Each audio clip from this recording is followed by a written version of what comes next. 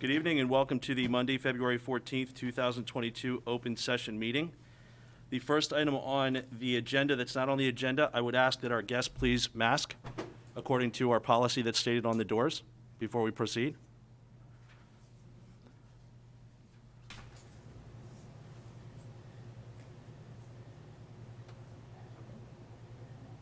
Thank you.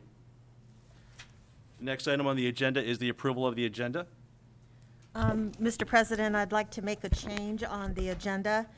I'd like to have my report be item E, and then everything else get moved up. So the first presentation would be by Mr. Webb, Health Officer. The next item would be the Board of Education Handbook, the Golden Anchor Award, the MOU, then my report. Excellent. Okay. The administration is recommending the approval of the agenda. Do we have a motion to approve the agenda as amended? I move that we approve the agenda as amended. We have a motion by Mr. Johnson. Do we have a second? I'll second. We have a second by Ms. McGee. Any further comments or questions? Hearing none, we'll call for the vote. All those in favor? Aye. Aye. Aye. Opposed? Hearing none, the motion passes. Thank you. The next item on the agenda is moving into closed session. The Kent County Public Schools Board of Education members. This board, Dr. Karen Couch, the superintendent, Mr. Dan Hushin, supervisor of human resources, and Gail Manley, executive assistant to the superintendent, will move to closed session under General Provisions Article 3-305B to discuss the appointment, employment, assignment, promotion, discipline, demotion, compensation, removal, resignation, or performance evaluation of appointees, employees, or officials over whom this public body has jurisdiction, as well as any other personnel matter that affects one or more specific individuals. Also, Section 3, to consider the acquisition of real property for a public purpose and matters directly related thereto, as well as Section 9, to conduct collective bargaining negotiations or consider matters that relate to those negotiations. Do we have a motion to move into closed session? So moved. We have a motion by Dr. Costa. Do we have a second? Second? Second by Ms. Sullivan. Any comments or questions? Hearing none, we'll call for the vote. All those in favor? Aye. Aye. Opposed? Hearing none, the motion passes. Thank you. We'll be back in public session at 6:30 p.m. Thank you.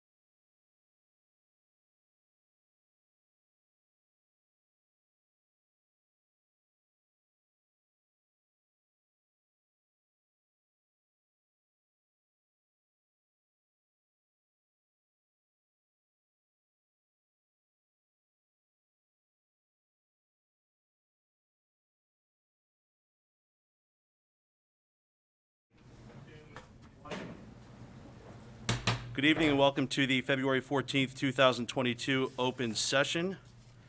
We're moving back into open session. Before I go ahead and start the meeting, just asking that based on our face mask mandate, this is a school building. We're asking that everyone who does not have their mask on, please put their mask on.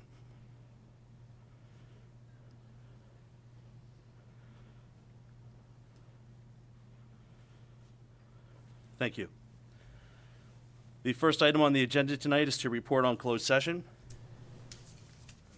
The Kent County Public Schools Board of Education members, this board, Dr. Karen Couch, the superintendent, Mr. Dan Hushin, and Gail Manley, executive assistant to the superintendent, met in closed session under General Provisions Article 3-305B to discuss the appointment, employment assignment, promotion, discipline, demotion, compensation, removal, resignation, or performance evaluation of appointees, employees, or officials over whom this public body has jurisdiction, as well as any other personnel matter that affects one or more specific individuals. We also spoke to consider the acquisition of real property for a public purpose and matters directly related thereto. Also to conduct collective bargaining negotiations or consider matters that relate to negotiations. This session was for information and discussion purposes only. No action was taken. Personnel actions will be voted upon by this board after the Pledge of Allegiance. The next item on the agenda is the Pledge of Allegiance. Mr. Buckle, would you lead us, please?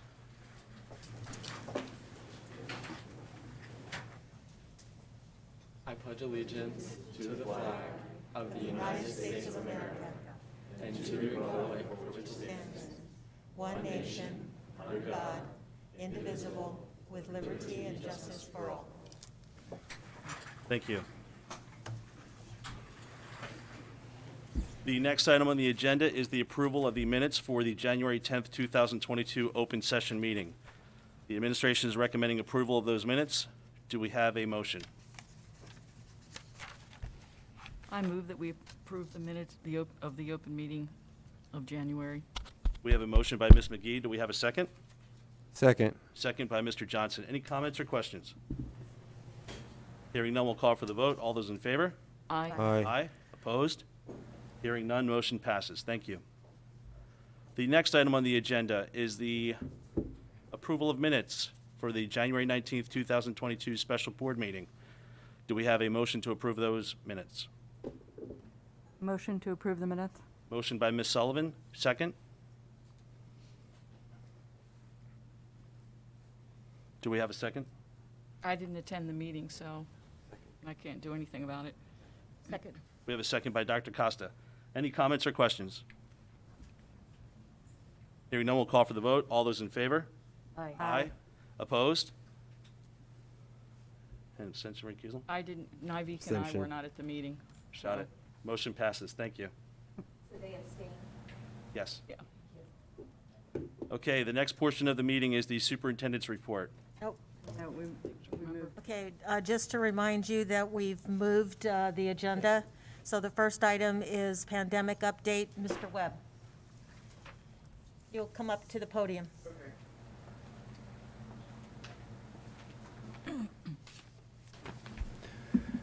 Good evening, members of the board and members of the public. Thank you for having me here this evening.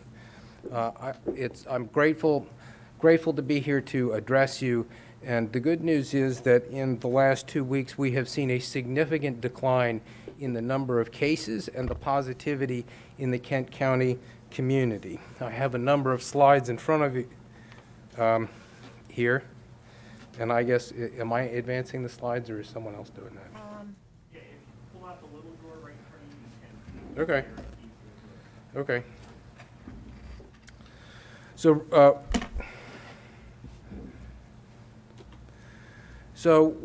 I think one of the biggest questions that I have received recently involves the use of masks. One of the things that I wanted to reiterate is that the health department has been working closely with Dr. Couch on this particular topic, and the current guidelines for removal of masks is, we have 3 possible off-ramps. We have an 80% or greater percentage of the Kent County population is fully vaccinated, or 80% of the students in a specific school is fully vaccinated, or the CDC is reporting that Kent County has 14 consecutive days of community transmission in the low to moderate range. Let me just briefly show a graph of the positivity rate. As everyone can see here, we have seen a significant spike in the month of January, and we have also seen a significant decline, in the last 10 days. Currently, our positivity rate for Kent County as of yesterday was 6.49%. And a similar case rate for February 13th, we were all the way down to 20.6, and that is, at our peak, we were well above 140 cases per 100,000. Our cases, the cases and the case rate has been mirrored across the state and across the country. We have seen a significant decline in COVID-19, and really what I wanted to be here today was help answer any questions the board may have related to the current mask mandate that has been put forth by the Maryland State Department of Education, and really the specifics of the numbers where Kent County is today on that specific topic. So, one of the two of the critical indicators involve vaccination rates. The vaccination rates that you see in front of you are as of today, and I have broken it down by age group and also includes the entire population of Kent County. So, as you can see, our vaccination rate trends upwards as our population gets older. In our 5 to 11-year-olds, the fully vaccinated rate is only 20% of our population is vaccinated. Our 12 to 17-year-olds, fully vaccinated, just a little over half of our 12 to 17-year-olds are vaccinated, and our over 18 population is just under 74%. And if you compare that to our entire population, the fully vaccinated rate is 66.2%. So what do these numbers mean related to the specific mask mandate? And the question is, so the first off-ramp is an 80% vaccination rate in the community. Currently, we stand at 66.2%. So it is unlikely that we will hit that off-ramp goal anytime in the near future. The next metric that we look at is for the mask off-ramp is vaccination rates in each individual schools. And that includes both students and staff. I do not have metrics for each individual school, but by looking at this overall population of 50.7 for our 12 to 17-year-olds and then only 20% for our 5 to 11-year-olds, it is very unlikely that any of our schools are likely close to the 80% threshold for students and staff.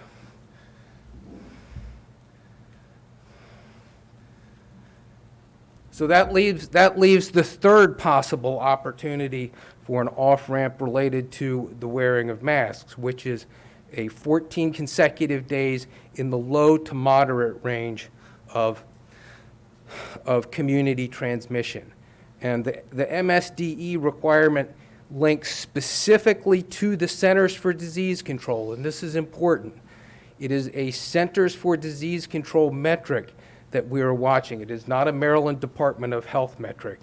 And it's important to note that positivity and case rates are calculated a little bit different between the Centers for Disease Control and the Maryland Department of Health.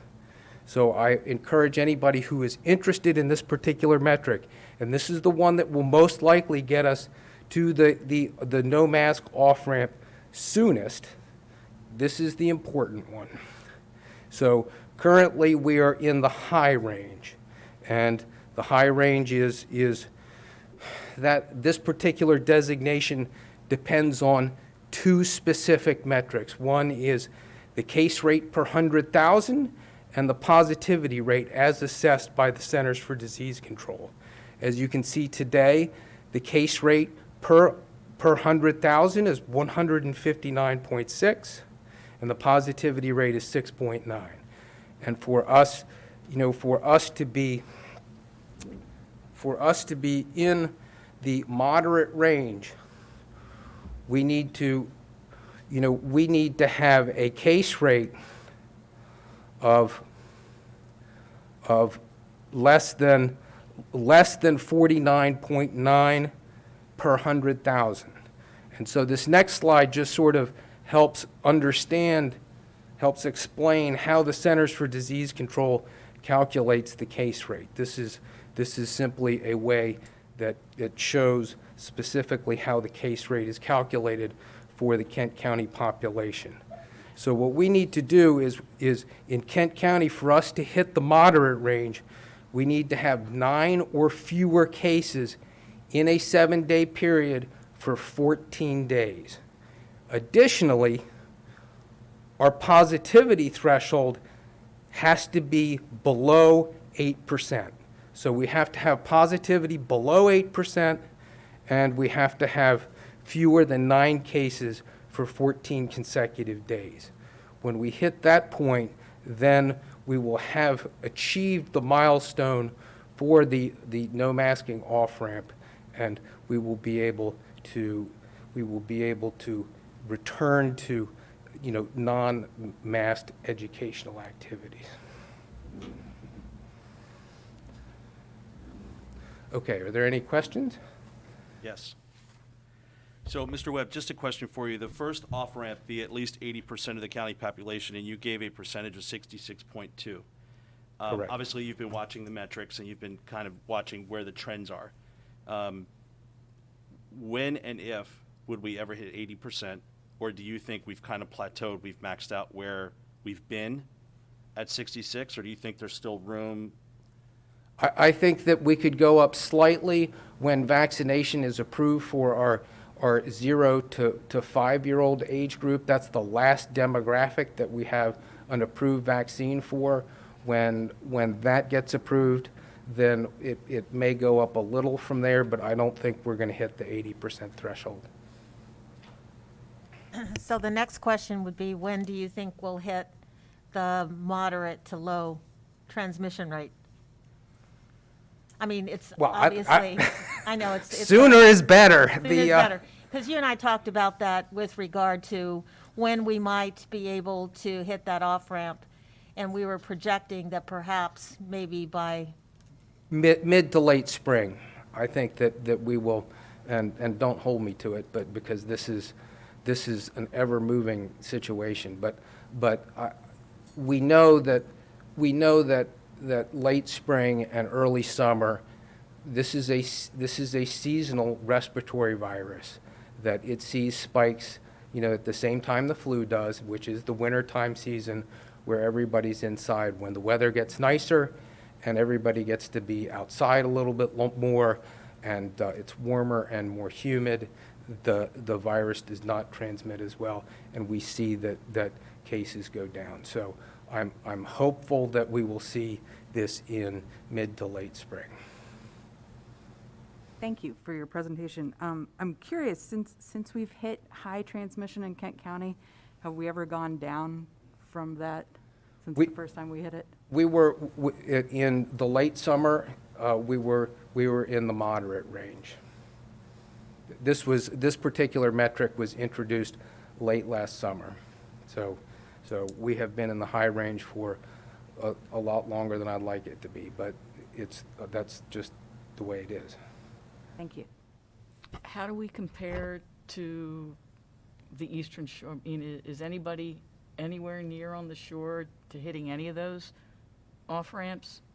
No, not at this point. I think we're all in. The state? There are some jurisdictions that have significantly higher vaccination rates. I know that Howard County and Frederick County have high vaccination rates, as does Anne Arundel County, and they're likely above that 80% threshold. But in terms of the COVID positivity and transmission numbers, we're very similar. There are some jurisdictions that are a bit lower, but Kent County seems to float in the middle, and we're not the best county, we're not the worst county, which is a good thing when it comes to this.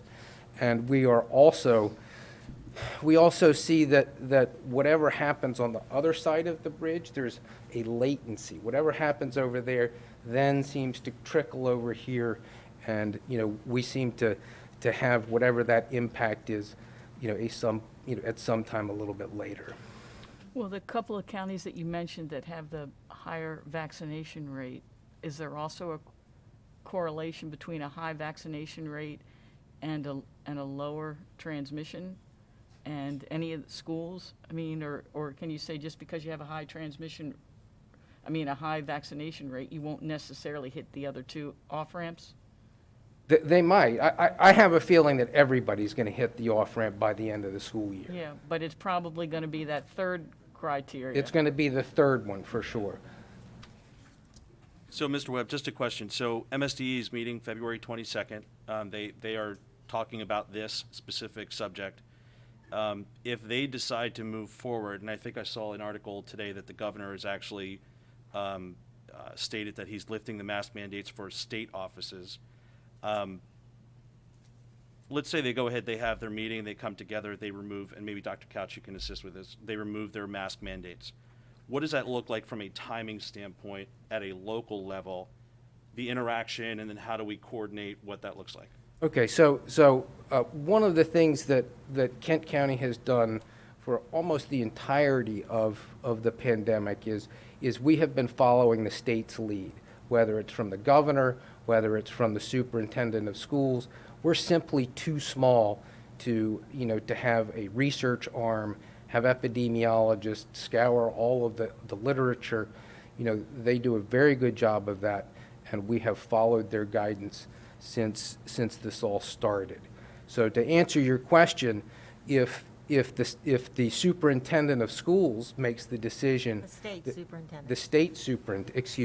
the state superintendent of schools makes the decision to do that, we will follow suit, following the appropriate administrative pathways. Right, but it has to go through the legislative process with regard, because right now there's a regulation in place which had to be approved by the AELR, which is the Administrative and Legislative Review Committee. And so if the state superintendent were to revoke the mask mandate, then the legislature would have to very quickly convene itself, which they're already in session now anyways, and they would go ahead and do an emergency approval of that, which means that would give us the opportunity to have an emergency meeting ourselves, and then we could go ahead and put that in place as well. But without that, we really cannot make a local decision. Without that, we cannot make local decision unless we meet one of these three off-ramps.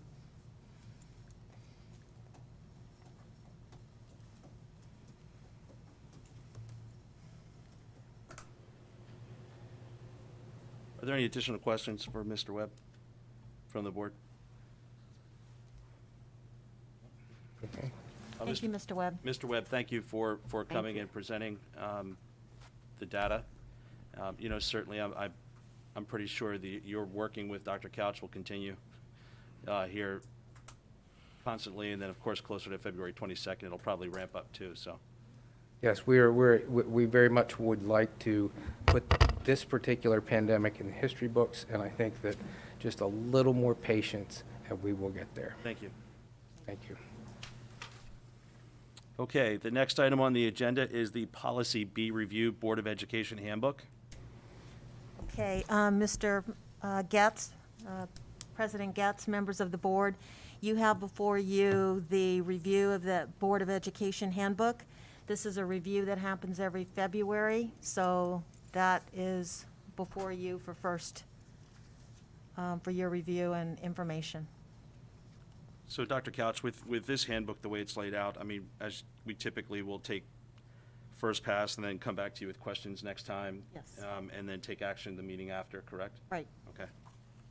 And I was just curious, one of the biggest changes that you made here was including the new language centered around our Citizens Advisory Committee? Is Yes. it- That's been added on to that as well. Are there any questions for Dr. Couch regarding the handbook? No? Okay. That was it This from, really isn't the time for the questions. It's- well, I mean, there's, Yeah, I know. It's a 25-page Yeah. handbook, so, okay. okay, the next item on the agenda is the Golden Anchor Award. Mr. Hushin? Thank you, President Getz, Dr. Couch, school board members. Tonight, we are here to honor our February Golden Anchor Award winner. As we know, this award goes to an employee or group of employees that exemplify the mission and vision of our school system. Parents, staff members, and students may nominate any KCPS employee for this award. This month, Mrs. Saunders sent in a nomination for a fellow educator. I am going to read you Ms. Saunders' nomination. I would like to nominate this educator for the February Golden Anchor Award. All you have to do is see the effect that this educator has on our students here at the high school is to stand in the 800th hallway. What you will see are safe high fives and safe hugs. What you will hear is students saying hello directly to her, as well as her fussing at young people that pass by without saying hello. What you will feel is that she genuinely cares about her students and views education as transformative. I've never seen a teacher that concocts even the stubbornest, most disengaged student to smile and have a conversation. Not to mention the high standards she has for all students. And when it comes to crafting the required senior paper, watch out. She'll guide even the most reluctant senior through this process. She is more than deserving of this award, and we are so thankful that she is now in front of students full-time, every day, and every class period. The staff member is in attendance. She believes will be coming up to give a help with a board presentation. Please join me in honoring Mrs. Michelle Phillips, Kent County High School English teacher.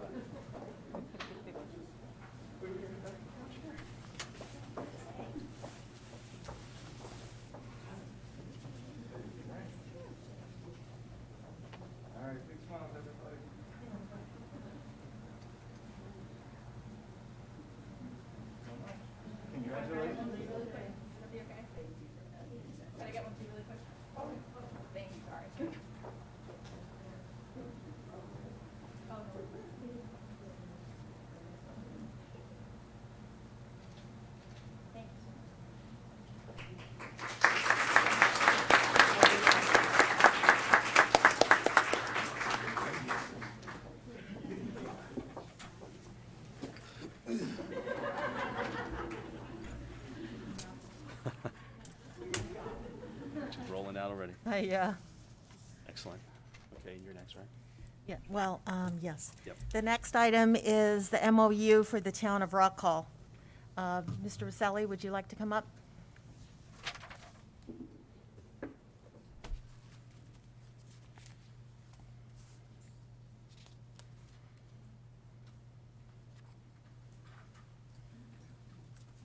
My name is Bob Bresley, and I'd like to thank the board for recognizing that the town of Rock Hall is appreciative of the need that you are supplying our police department to be able to stay for another 6 months into the Rock Hall Elementary School.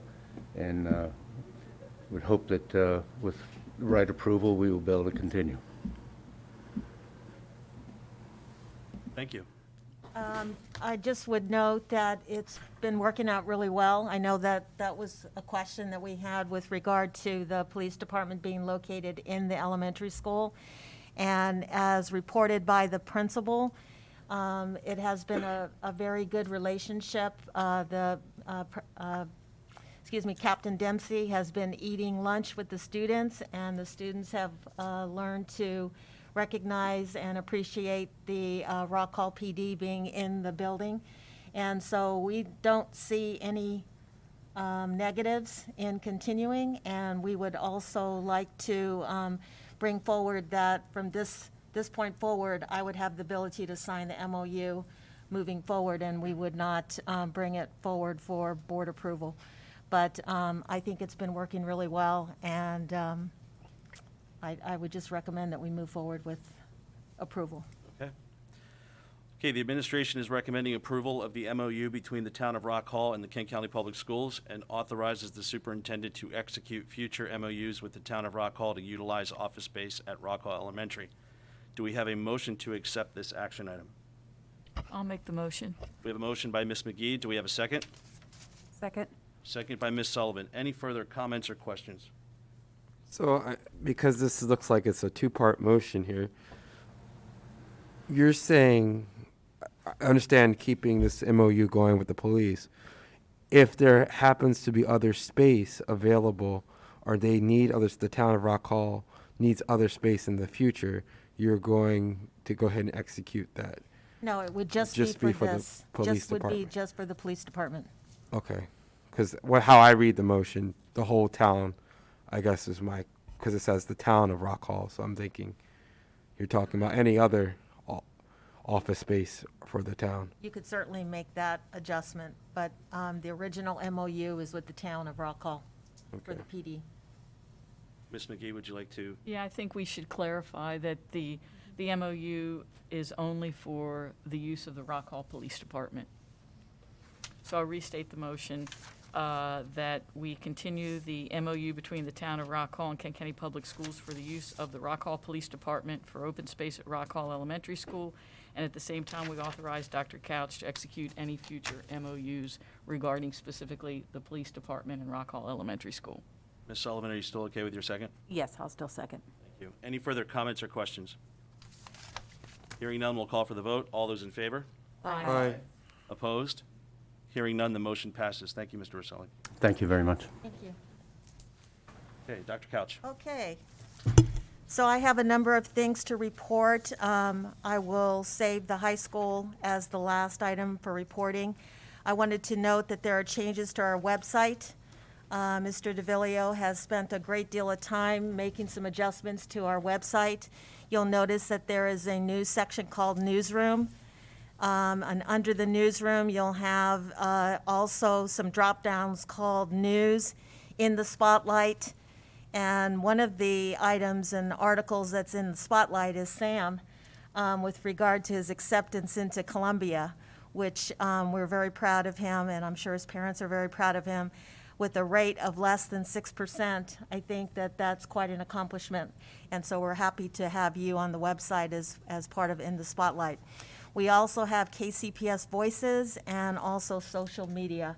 So that continues to evolve under our website revisions, and so I just wanted to call your attention to that. Garnett transitioned to virtual due to school-wide COVID outbreak. And one of the things that Mrs. Rose wanted me to report was the high attendance rate during the change to virtual, she had over 80%, 85% attendance in all of the student classes. So I think that that was a really, really great opportunity to continue on with instruction, but be on virtual for 2 days with regard to the high COVID outbreak and high attendance with the students in the school. We still have exceeded our snow days, and so we have 1 day that we need to make up. We put out a survey with our staff to determine which days that they would like to see us make up, and we offered 2 choices. Take back April the 14th, which is the Thursday before spring break, or take it at the end of the year. And at this point, we have 275 responses.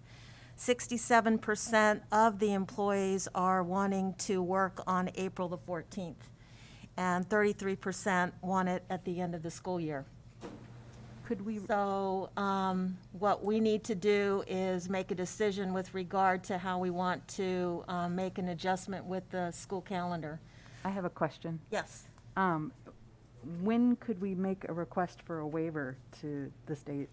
Okay, one of the requests for the waiver is that you have to have made an effort to make up at least one of the days. And we have in our policy, we have, or excuse me, in our calendar, we have snow days, but that's part of our calendar. So one of the things that we have to be able to demonstrate is that we've made some adjustments within our calendar. I know that our neighboring counties have taken back Easter Monday. Some took back President's Day, or are going to take back President's Day. So, you know, we're going to have to show some effort on our part to make up the days. And then we have to demonstrate that we meet the hours and the number of days with our students. And right now, the high school only has 6 hours available, so that's not quite a day. So we really don't meet the criteria for asking for a waiver at this point in time. Once we make this up, if there's ever, say for instance, a day that we have to call a snow day and we don't have devices at home, and we can't really call a virtual snow day, then we could ask for a waiver at that point in time.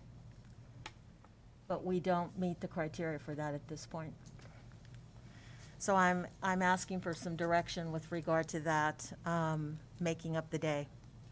I think we should try to make a decision now so that we can let parents Yep. know. I know Queen Anne's County was in the boat where they had 3 days to make up, so they took away President's Day, they took away Easter April Monday 14th, and and Easter. April 15th was supposed to be the first day of spring break, and they made it an early dismissal.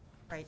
So I think I agree with the teachers. I think I'd rather work now instead of extending my school year. So, but no matter what we decide on, I think we need to do it sooner rather than later, so. Could we do an Parent early family can dismissal on the plan. 14th? Pardon? Could we do an early dismissal on the 14th and still get credit for the day? I can certainly check into that. The problem, one of the things that we have to do is meet the hours. Okay. So I need to check to make sure that we meet the hours, but we potentially could have an early dismissal. But I just need to know the date so that I can start asking for approval from the state. So Dr. Couch, you're, I'm recommending that we take away April the 14th. and that, Trish, that's what you're, I agree too. What did you say, 275 responses? Is that a pretty good percentage of Yeah. our faculty? Yeah, Okay. that's pretty high. I mean, think it's not that's good ever, it's, you know, obviously we would have, that's pretty good response with regard to our faculty and staff. As soon as Mr. Hushin put out the survey, we started getting responses within, it was almost immediate. And I know Mr. Hushin made several notifications, hey, if you haven't done it yet, I need you to respond, because we were all on that list, so. Right. I think that date is better than President's Day, because people have probably already made plans. Yeah. That was our point, is that we had several days that we could take back, and my thought was, we don't have any time off in February, and people have already made plans for President's Day, so that's why we looked at April the 14th, or the end of the school year. Dr. Couch, you need a motion for that. Yes. Anyone like to make a motion? I'll make the motion that to recoup a lost day of instruction to inclement weather, that we make, I think April 14th is a Thursday. Yes. Holy Thursday, April 14th, a full day of instruction. Ms. McGee has the motion. Do we have a second? I'll second it. We have a second by Dr. Costa. Any further comments or questions? I would still like to see about if we could make it an early dismissal, if you could check on that also. Okay, so you can amend the recommendation to be April the 14th with the idea that I would check to see if we could do early dismissal. Okay, I can amend my motion to include that. Do I need to say it over again, or? Is there any way, I'm Okay. sorry, can we get the motion language up on this, like, I know it's hard, because I'm trying to process the motion just to hear it, what we're. The motion is To- to take Thursday, April 14th, which currently is a day off from school, and use it as a full day of instruction to make up for The the snow day day. over the amount we budgeted for snow days. As part of that motion, Dr. Couch will see if it's possible for us to have an early dismissal and still meet the state requirement for hours. Okay, sounds good, thank That you. sound right? That sounds good. Perfect. Okay. Dr. Costa, are you still good with this second? Yeah, I'd rather see it be a full day than a early dismissal. I think they're having an awful lot of time off due to unforeseen circumstances, like today, for example. I just think we need as much instructional time as possible, so. Yeah, but the motion is to, Yeah, you'd have so to- you're either going to second that motion or you're I'm not. not going to second it. okay. Okay. I'll Okay, second, Ms. Sullivan, was that a second? yes. Okay. We have a motion, we have a second. Any further comments or questions? Hearing none, we'll call for the vote. All those in favor? Aye. Aye. Opposed? Aye. Opposed. We have, Okay. yes, thank you. Motion passes. Thank you so much. I just wanted to note that I have been in contact with Mrs. Heller to work on a joint meeting with the county commissioners. We are looking at February the 24th. I'm waiting back to hear if that is a good date for us. But that would be to talk about the middle school and anything else that the board wishes to, and the county commissioners wish to discuss. I wanted to acknowledge Joe Evans. Joe Evans was a recipient of a Vernier Software and Technology 40th Anniversary Educator Grant. He told me today that there were 1,000 submissions for the grant. He is one of 39 grantees that were awarded this grant. It was $1,000 in data collection technology, 3 hours of virtual PD. And he said that he's already spent all of his money on the software that he used in his classroom, and he's the only one in Maryland that got this award, so I wanted to acknowledge him. What class does he teach? Advanced placement biology, STEM physics. Yep. The state is going to release the state mandated low-performing schools, and I was just reporting that Kent County will not have low-performing schools as noted by state mandates. We do have the option of identifying a low-performing school if we so wish. The state is identifying that school systems could identify one high school. Of course, we only have one high school, and one middle school, and we only have one middle school. So, that's something that we're going to have to bring back at some point in time. What are the advantages? There are no specific advantages for listing a low-performing school, other than if you have a national board certified teacher at any one of those schools, they would get a bump in salary for being assigned to a low-performing school. But as I noted, we do not meet the mandate for low-performing schools for the state. So there's nothing like any sort of assistance to help you not be a low-performing school? No. What does the state say is a low-performing school? A low-performing school would be any school that was rated with the accountability system of a 1-star or a 2-star school. And who does the rating? It is the state report card system. So it's whatever gauge that they put in place and all the criteria for identifying schools in 1-star, 2-star. That would be, if you go to the state accountability system, you can look up any one of our schools and you'll see what star rating that they are. And we don't have any schools that are 1-star or 2-star. State Superintendent Shotery is going to visit Kent County sometime in March. We have a tentative date of March the 16th, and I don't have confirmation of that, that visit as of this time, but I just wanted to let you know that he will be visiting sometime in March. The Interagency School Construction Committee is going to be visiting Kent County on March the 8th. Their specific purpose is to visit the Kent County High School and look at the way the school is being utilized at this point, state-rated capacity to determine if all of the classrooms are being utilized, and if there's any space to move additional students into that school. So that's what that visit will be as well. And lastly, I just wanted to report on the incident at the high school.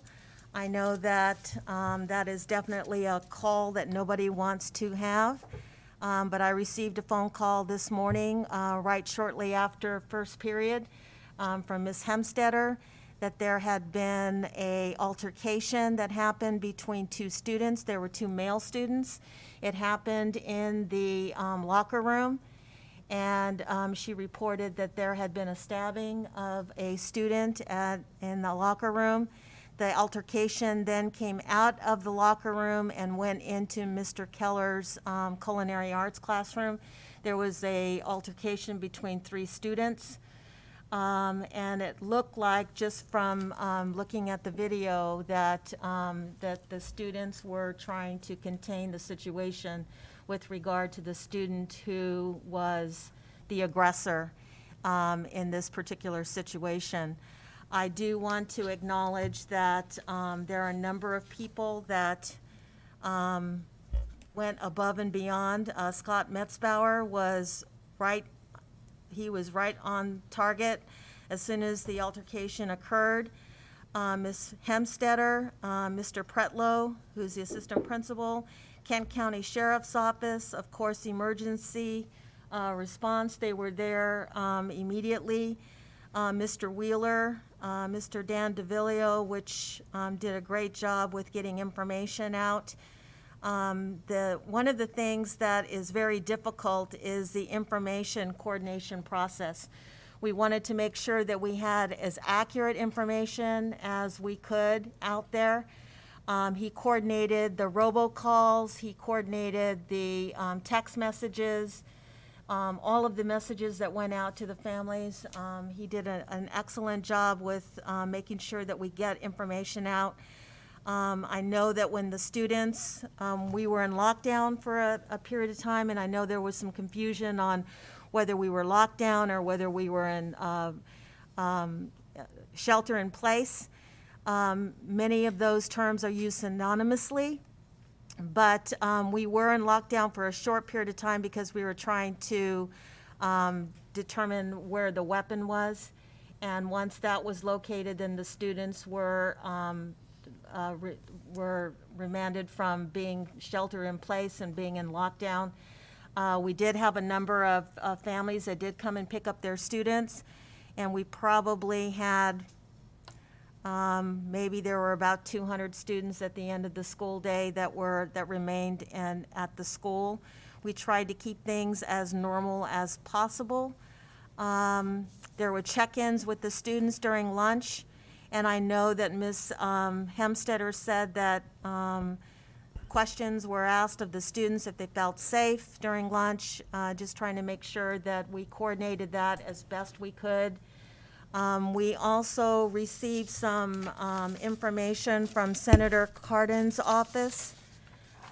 He wanted to let us know that we could access some school emergency response grant program, which would allow us to provide additional counselors to be available to discuss the incident with our students. And this is grant money that's available when there is an event in which the learning environment has been disrupted. So we're going to be contacting his office right away to see what we can do to provide additional counselors to our students and to our staff.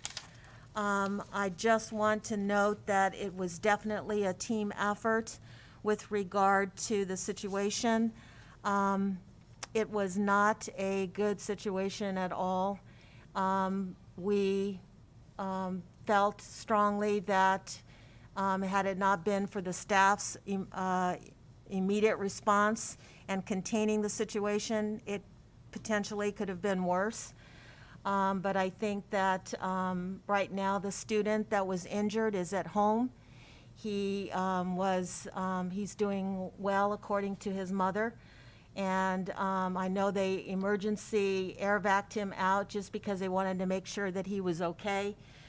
They did not feel that they could address his particular injuries at the local hospital. So he was airlifted, and they treated him and released him. The student that was the aggressor is in custody with the sheriff's department at this point in time. He will be charged, or he has been was charged yeah. as an adult. And so really that's all I can report at this time. And I'll certainly take any questions that you might have and any other comments that you would like for me to address. I have a quick question, just for clarification. I don't know if you have these times or not, but what was the time of like the first 911 call and then the time in which we went on lockdown or shelter in place?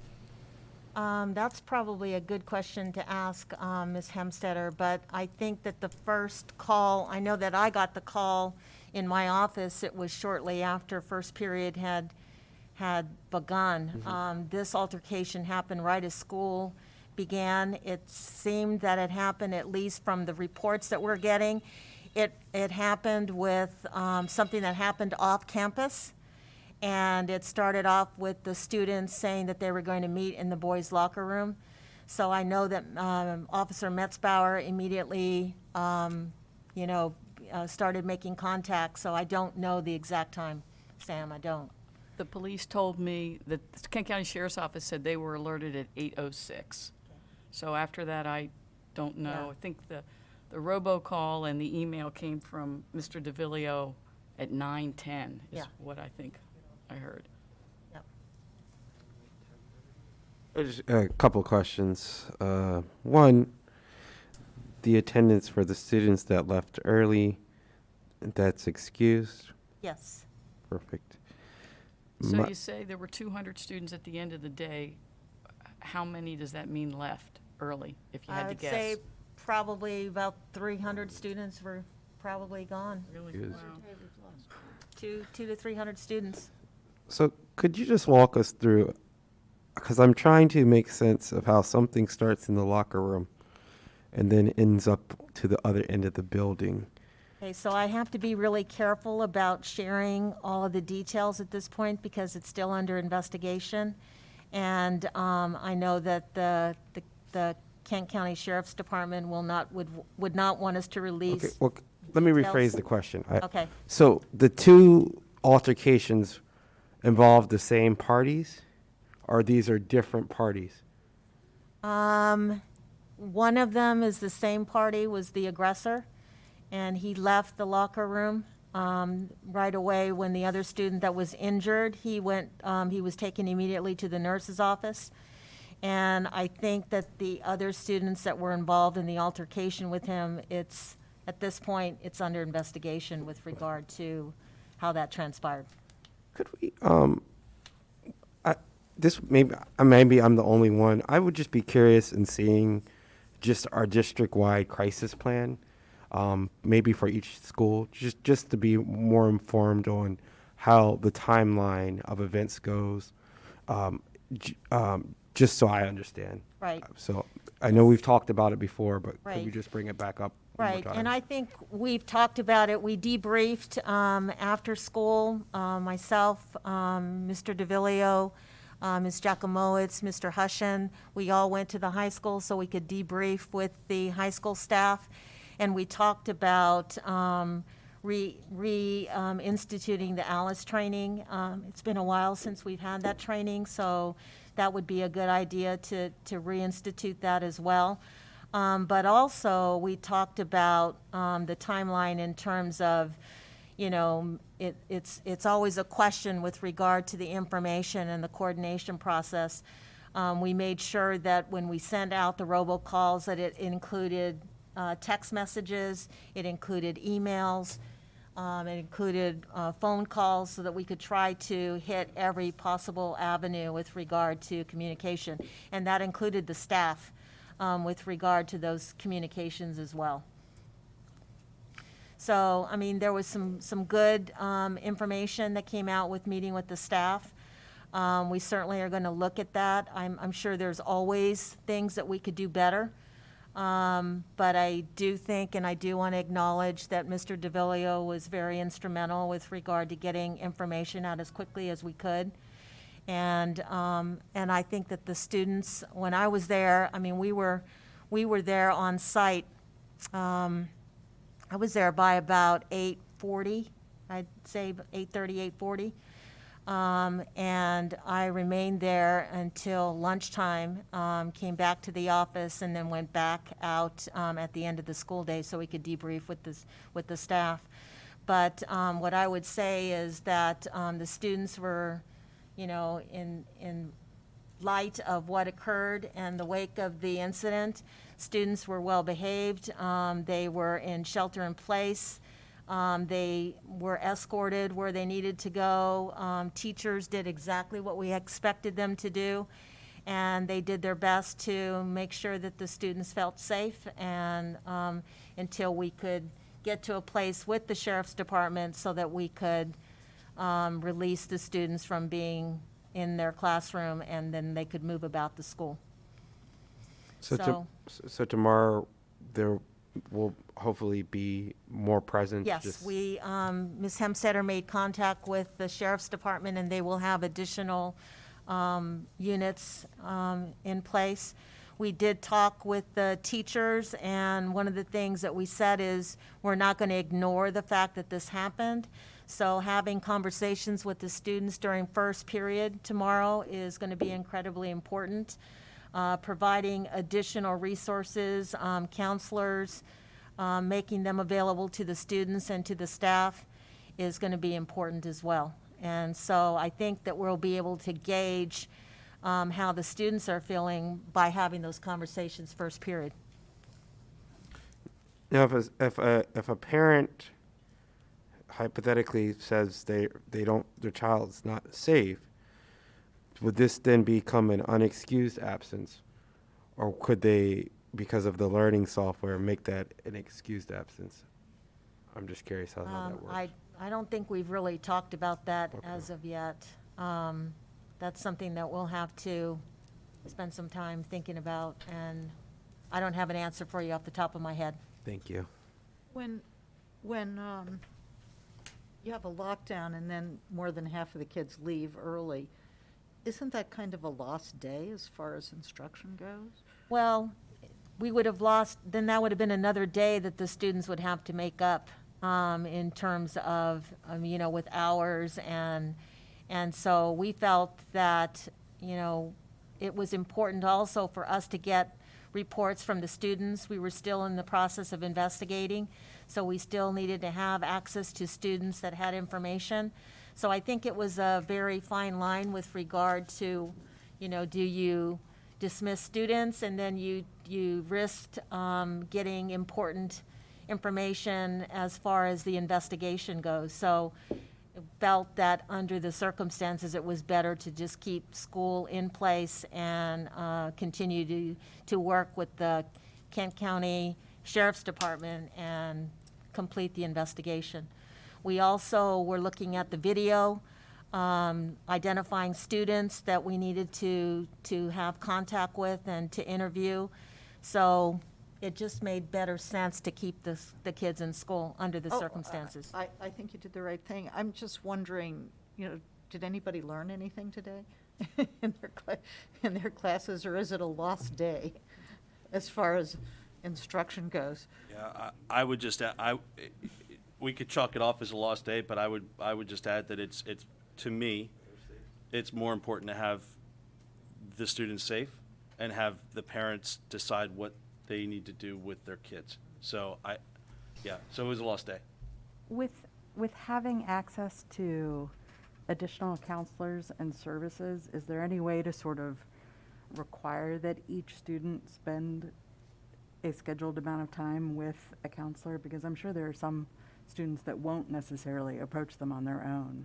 I think that accessing this grant money from Senator Cardin's office, I think perhaps will give us those additional resources. I just learned about that at the end of the day, and I made contact with Ms. Hemstetter, and so that's going to be our first order of business tomorrow, is to see what can be accessed with that.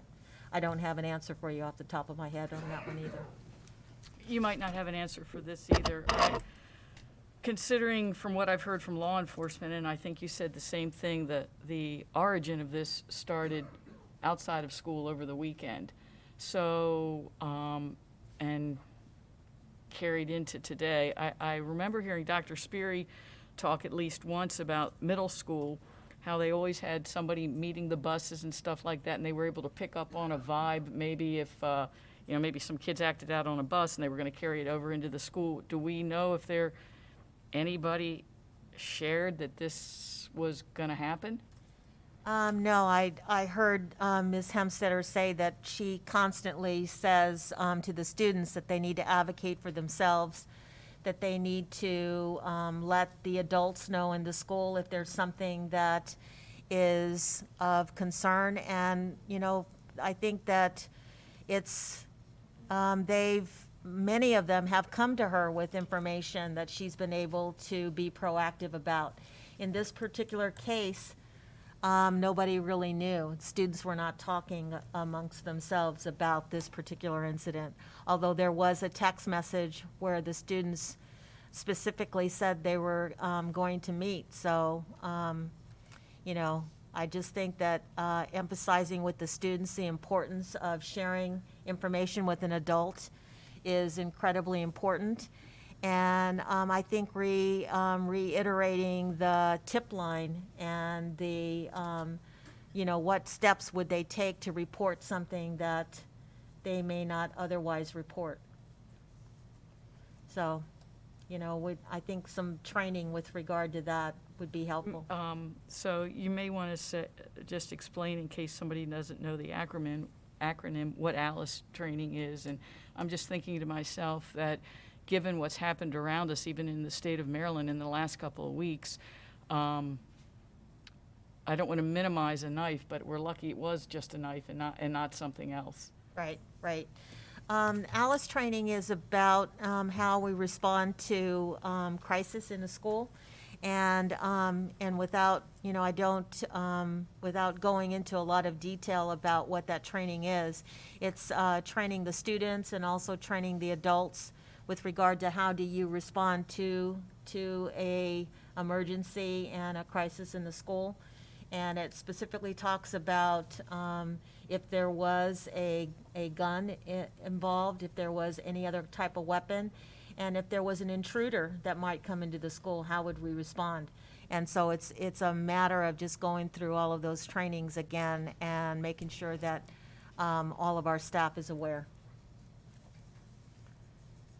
Yeah, and I'm just looking on the Active website shooter. now. I'm just looking to see what the acronym stands for, and it's Alert, Lockdown, Inform, Counter, and Evacuate. Right. So, have we had ALICE training? We did it Yes. when they put the vestibules in. Okay. I remember doing it around that time. It's been a while since we've done it, but we need to do refresher courses, and I think this is a good opportunity for us to reinstitute that. I just wanted to ask Sam, you were there, what do you think? I mean, I'm gonna go into it a little bit during my board discussion, but I definitely think that it's something that none of us saw coming, and definitely moving forward, We want to make sure that we have, the proper training and authorities in place to make sure that hopefully we can mitigate something like this so that if there is a fight or an altercation, it doesn't get to that level where then it's, harm to another student that's, on a level with a weapon. So yeah, that's what I would have to say. I think my biggest concern still moving forward is I'm all for counseling, and I really am glad that we're going to have more counseling there. But like going into tomorrow, like what can, like we as a board, like what can I go to my peers and tell them for like why it is safe to come to school tomorrow, or why they should, come to school and not feel, insecure about walking in the doors because there may be another fight or another stabbing. And I'm so glad we have counseling for the students who do already feel safe but still have experienced something that's brought trauma. But what are we going to do for the students who have experienced that trauma but also still don't feel safe enough to walk in the building and then have those counseling services available for them? Right. So I think, and those very good points. So I think that's why we, in talking to debriefing with the staff, having those opportunities to talk during first period, I think will give us a really good assessment with regard to how the general student population is feeling, and accessing some of this grant money and providing those opportunities for additional counseling. But you're right. I mean, we don't want to ignore the fact that it is going to be very fresh in students' minds tomorrow. So having additional presence and from central office and also from the Kent County Sheriff's Department, we'll hope will provide some sense of security with regard to the students. But yeah, I mean, I think it's going to be a little while before we can heal and move forward, but reinstituting and talking about the tip line, making sure that our students know that if they hear something, they should say something and not keep it to themselves. But definitely. Any further comments or questions? That concludes my report. Okay. Thank you, Dr. Couch. The next item on the agenda is personnel actions. Mr. Hutchin? Thank you, President Getz, board members, Dr. Couch. Each month, the board receives a report of stated personnel actions that are discussed during closed session. The board then comes and votes on those actions in the open session. In addition to the amendment discussed during closed session, the administration seeks approval of these stated personnel actions. Okay, as Mr. Hutchin mentioned, this is a recommendation for approval on the stated personnel actions with the amendment. Do we have a motion to approve? So moved. We have a motion by Dr. Costa. Do we have a second? Second. We have a second by Ms. Sullivan. Any further comments or questions? Hearing none, we'll call for the vote. All those in favor? Aye. Aye. Opposed? No. We have one no. The rest are aye. Motion passes. Thank you. Thank you, Mr. Hutchin. Appreciate it. Thank you. The next item on the agenda is public participation. This is the first of two participation moments of the evening. Ms. Gale, do you have, as Ms. Manley's coming over, just want to reiterate, speakers should limit their comments to 3 minutes. Comments about the actions or statements of individual staff members are not appropriate for public comments and should be referred to the superintendent of schools or processed through available channels. If submitting written testimony, speakers are requested to provide a copy to the president. Please remember that this is an opportunity for the community to address their comments to the board. It is not an opportunity for dialogue. If you have questions that need an answer, please contact the superintendent or write a letter to the Board of Education, and a response will be sent back to you. I have the cards in my hand, and I will read them in the order that they've been submitted. These sessions will be timed, and the first speaker is Mary Sadler. Yes, please, at the podium. Thank you.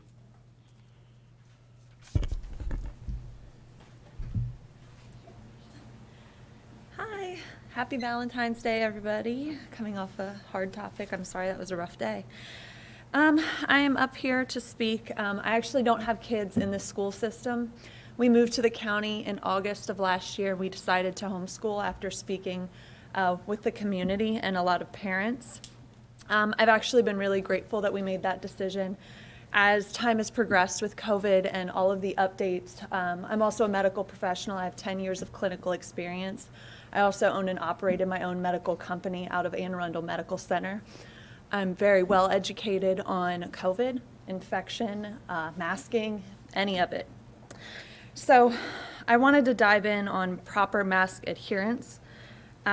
Clean technique requires sterilizing, washing of hands, and applying a mask using the ties or ear loops and not touching it at all. And when it becomes humid, moist, wet with saliva or anything else, it is not considered to be usable. There is no student that is able to do this. There's no adult in this room that has done it tonight. I've been watching everybody. Everybody is touching their mask. I do it too. The mandate is obsolete at preventing transmission due to the inability of anybody to be able to maintain those standards. What you're going to hear a lot tonight is parents want a choice. I know that you're tied up with a lot of legalities and things like that, but I think at the end of the day, parents want to be able to decide if their child should be wearing this mask or even if their child is capable of wearing this mask. And I'm just hoping that this gets taken into consideration. Thank you. Thank you.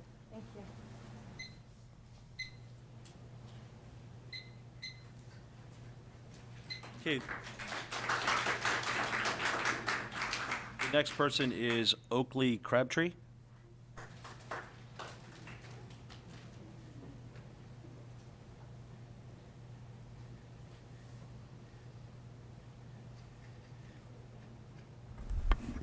Hi, my name is Oakley, and I am in 4th grade.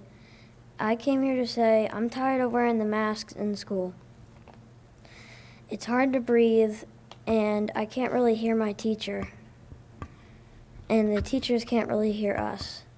It's itchy on my face, and it's hard to focus. And some people are getting rashes on their faces. I've noticed that. It's hard to learn in there because you're so focused on this.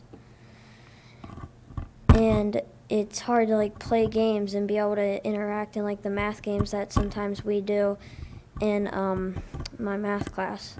And I miss sitting next to my friends at lunch and being able to play touch sports.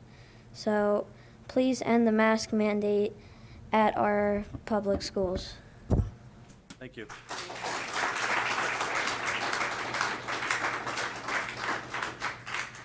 The next speaker is Lacey Crabtree. Good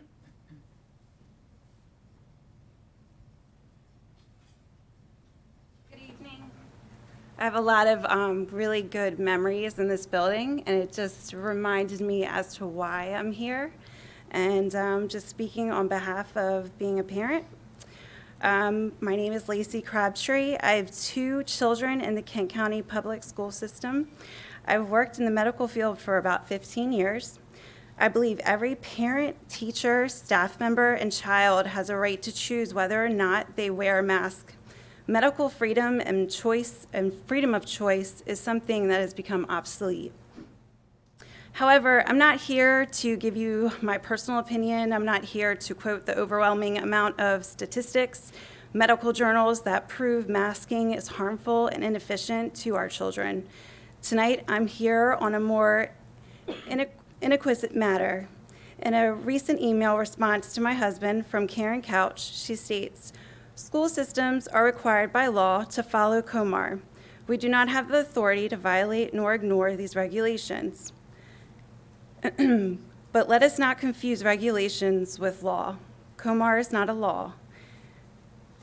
That being said, Kent County Public School Systems are actually violating part of the COMAR regulations. In Title 13A, pertaining to face coverings in school facilities, the following individuals are exempted from the requirements to wear a face covering inside a school facility: any person engaging in exercise, any student who is participating in a school-approved fine arts, dress rehearsal, or performance, So why are children across the Kent County public school system wearing masks during PE?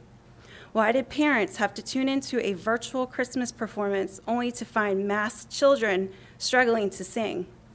Now we can bring law into the conversation. If all of you board members are breaching these two COMAR regulations, can we hold you accountable? I would be mindful of disregarding parents and staff concerns tonight, because this is infringement against our children. This legally can cost you. We've had enough. I thank Dr. Couch, however, for bringing COMAR to my attention so I could share this with all of you and further educate myself.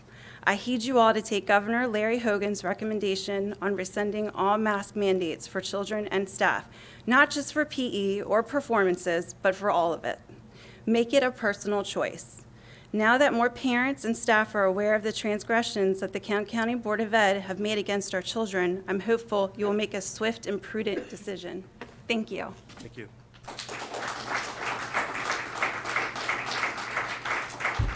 Mr. Getz, really quick before we move on, if we have like a question or a response to any of the public participation, just for clarification, like can any board member respond if they would like to? It's not for dialogue. Okay. Thank you. The next speaker is Jeff Spots.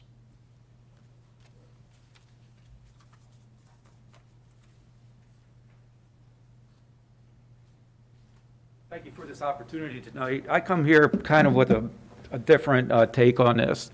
I do share in the decision for all parents to be able to make a choice for their children. But I'm up here to talk to you as professionals, as administrators, teachers, and things like that, so that you don't have to live with the choices that you've made now to haunt you as choices that I've made as a professional nurse that are going to haunt me the rest of my life. And I hope you understand what I'm trying to explain to you.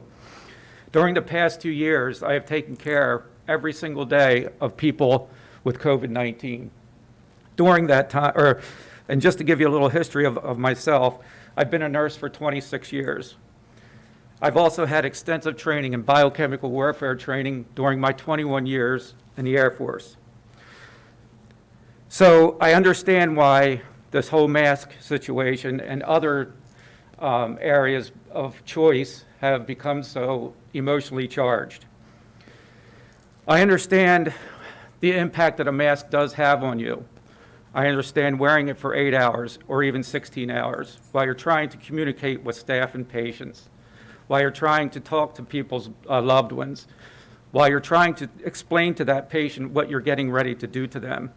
I can understand that from a teacher's standpoint when they're trying to do this with students, to try and educate them. I understand the impact that we don't even understand yet of the use of masks on our children. We don't know that yet. So that you understand that during these past 2 years, medical staff were required to wear N95 masks. They were also, when providing direct patient care. Shoot, I'm almost at 2 minutes, so I got to speed up. I also understand that when you were in common areas, you had to wear a 3-ply mask. These masks, even when wearing them correctly, being fully vaccinated, 98% of our staff still got COVID-19. So what are these masks actually doing? These cloth masks that we're wearing do nothing.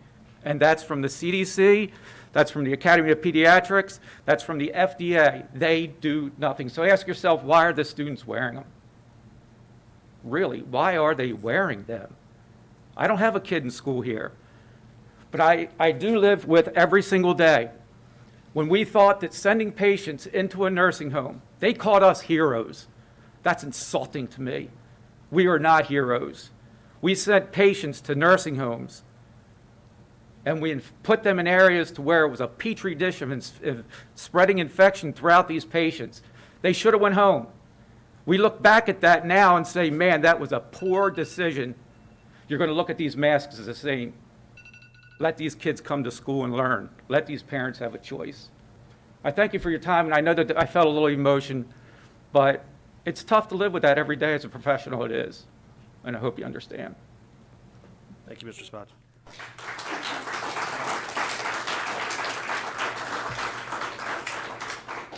The next speaker is Jason Connor.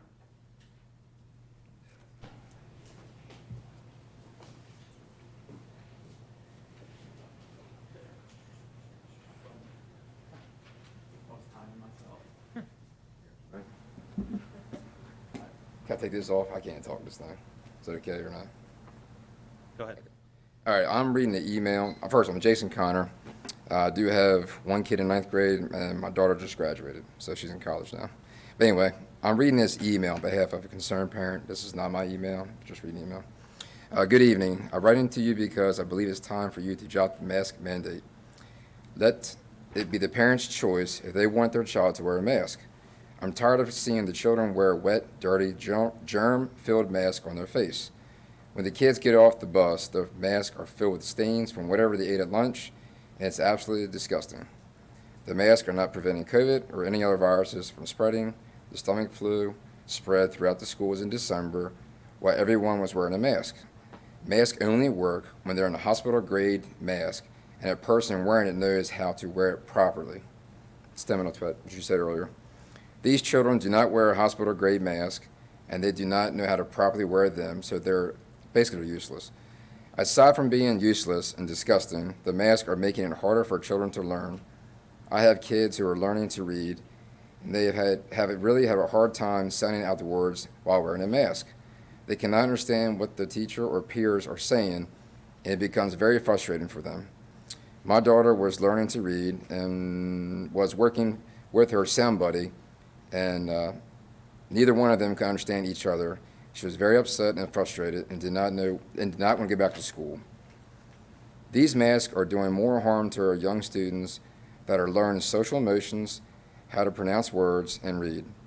I'm more afraid of long-term effects of our children trying to learn with the face covering than I am of my children catching COVID. This has been going on for 2 years now, and it's time to give up. Let the mask be parents' choice. This is an anonymous email from a concerned parent here in the county. Thank you. So, thank you.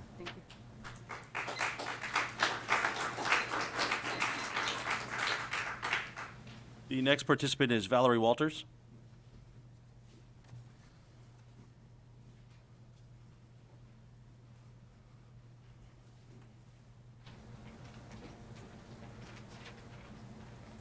Hello, long time no see. All right, so because we are all aware that there's a lack of transparency and open door policy within this county's public education system, I'm here to speak on behalf of a teacher who wishes to remain anonymous for fear of her job. I am writing this letter in hopes that you will reconsider the mask mandate for our students. Please consider making masking a choice. We are now entering year 2 of this pandemic. We have kept the children safe when navigating a novel virus where the science was unclear and there were allegedly no other mitigation techniques at our disposal. It is now February 2022. There are students in lower elementary grades who have never been to school without a mask. They have never seen their teacher or their classmates smile. Students will never get these years back. We are now in an endemic phase. I urge you to be leaders in this education and show children that we can follow the science, follow the data, and make changes when necessary. It is now time to make a masking choice.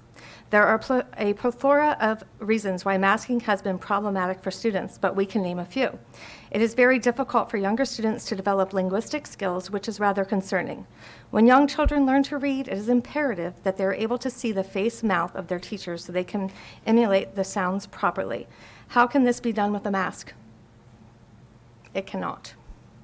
We are going to have a generation full of young people who cannot speak properly, cannot properly express emotions, and have trouble socializing. I would hope that as a member of the school board, you find this problematic. Some may think it's just a mask. Do your part. Don't care about the health of others. At this point in the pandemic, if you would like to be vaccinated, you can be. Children above the age of 5 can even be vaccinated now. When will it no longer be a young child's responsibility to make adults feel safe? I also understand that some students and adults may still want to wear a mask, which is fine. It should be an individual's choice at this point. We here follow the science over and over. Well, it's time to follow the science when it comes to masks. The CDC has now stated that cloth masks are ineffective, which makes what masks are 99% of the student population wearing, as well as myself, a cloth mask. Is the school district providing every child with a new N95 or KN95 daily upon entry to the school building? No. Are they ensuring that the students are following proper protocols to ensure that they put the mask on and it is not contaminated? Are the N95s fit tested for each child daily? The answer is no, none of this is happening. The students are wearing ill-fitting, dirty, and ineffective masks to school every day. The masks are doing more harm than good. The CDC has also released a study stating that the mask actually made no statistical difference in stopping the spread of COVID. Why are you only listening to some science and data released by the CDC and not all of it? Is this following science, in your opinion? We only follow science that fits the narrative. Kent County Board of Ed can be a leader when proving that we listen to science. Science is not political. Science doesn't care that you are worried what people will think if you lift the mandate. Once Kent County has hit 2 weeks of low to moderate infection rate as stated in COMAR, I urge you to immediately lift the mask mandate for students. Personal note in regards, just to add on to this, in regards to COMAR and wearing masks during physical activity, I personally think each of you should do 20 laps with your mask on like my son did in school. Let me know how it feels. And in response to today, I find it kind of humorous that Alice training hasn't been visited for a while, but once again, we're reactive instead of proactive, once again. And this is on your hands. You were warned of parents fearing what happened today, and you've done nothing.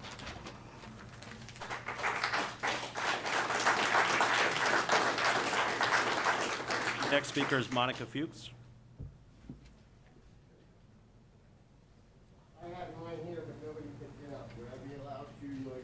We still have a few folks, but if you'd like to hand it up to Miss Gale up front here, that'd be great. Thank you. Is Miss Fuchs here?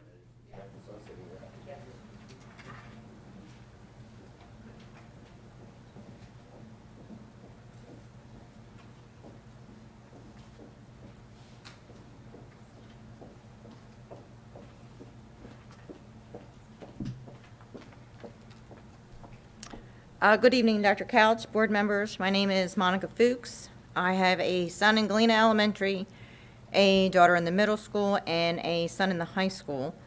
I am involved in PTA and the Citizens Advisory Committee, and I substitute in Galena. I am asking we stop wearing masks in gym class. My Galena and middle schooler have been complaining all year about masks in the gym. The gyms are hot to start with. So as soon as they start moving, they are sweating and their masks are wet. It is hard to breathe in enough air through a mask when jumping and running. Their masks fall as they sweat, and they can't understand what their teammates are yelling.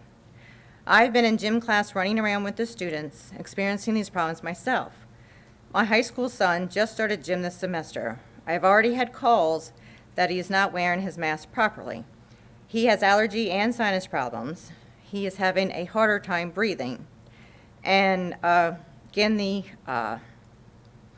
COMAR states that in school facilities, masks are excused during exercising. So why not gym class in our schools?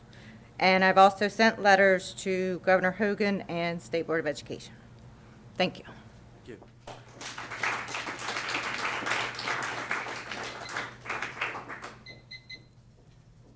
The next person is Matt Fry.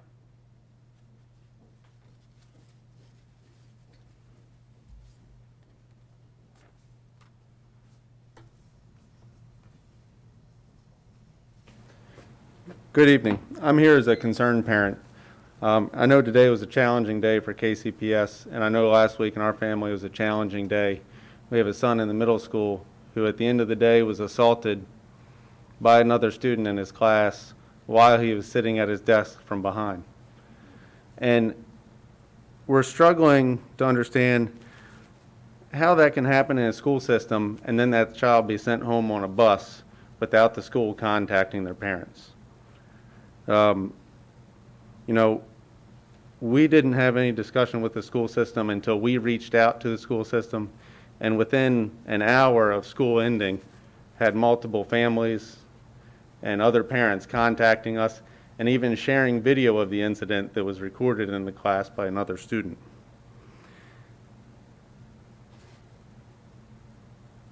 And as we discussed with the school how this is being handled, the school system can't disclose with us what actions are being taken.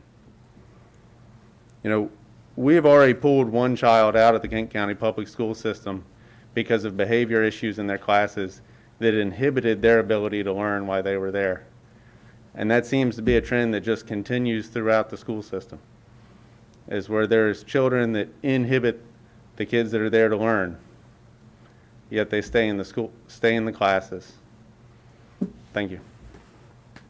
Thank you.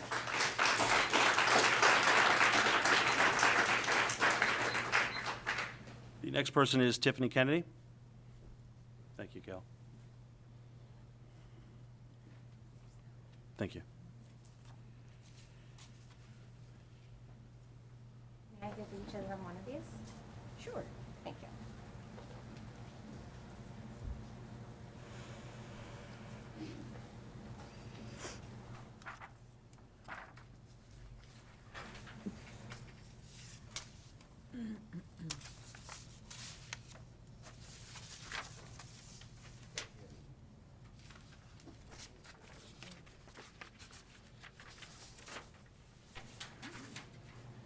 Dr. Couch and board members, good evening and happy Valentine's Day. My name is Tiffany Kennedy and I am an elementary school teacher for Kent County Public Schools. I am here as a concerned teacher. I'm concerned about students being masked during their physical education class.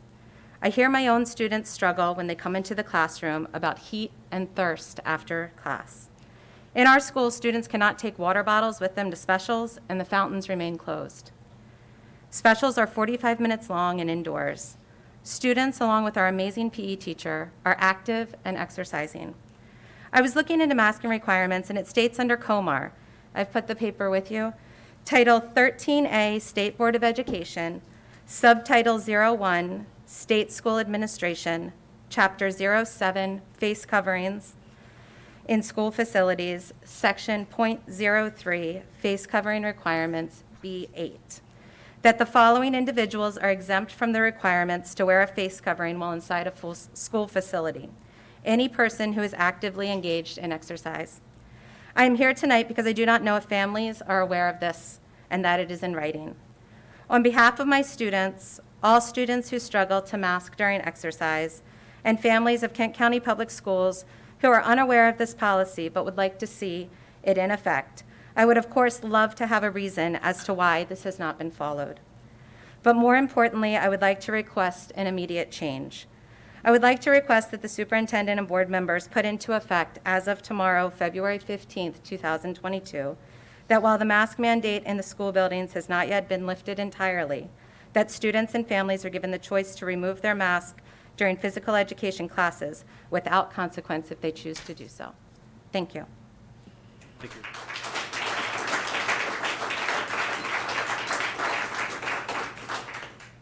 The next speaker is William Gale.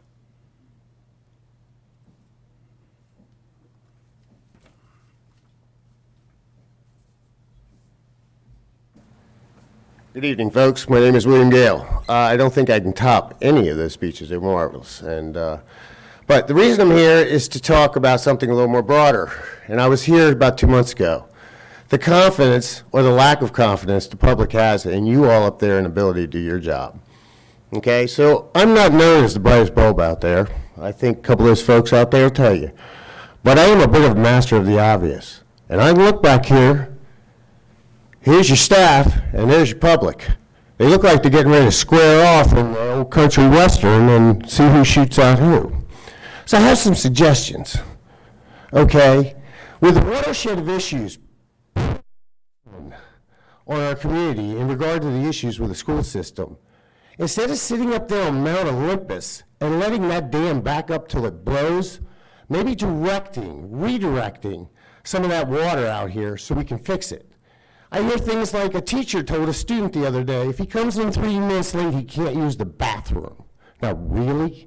I heard a student told he had 3 minutes to go use the bathroom. You know how hard it is to get to the bathroom and use the bathroom and get back in 3 minutes? Then you have the downstairs bathroom at the high school. That's where all that mischief happens. So people go to the next bathroom. I hear one student ridiculed because he's been out too late in the hallway while 10 other students are running wild. We have gymnasiums where the self-professed gym teacher is spending more time running around trying to tell people to put the mask on than actually do the gym behavior, and that's why people don't want to go to gym. These are common sense issues.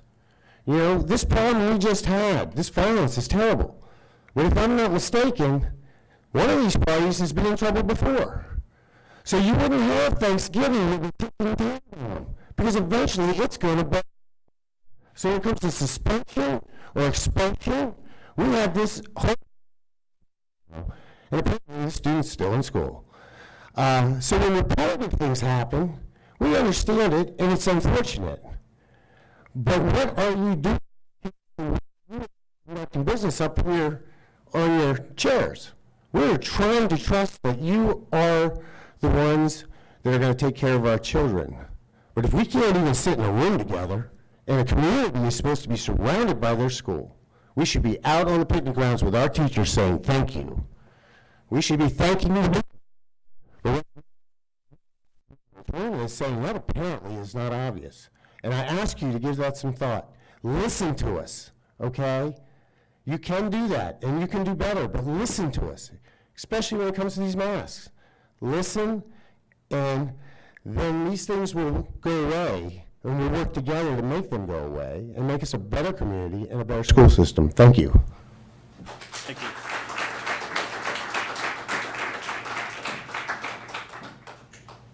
Okay, the next item on the agenda is the Kent County Teachers Association.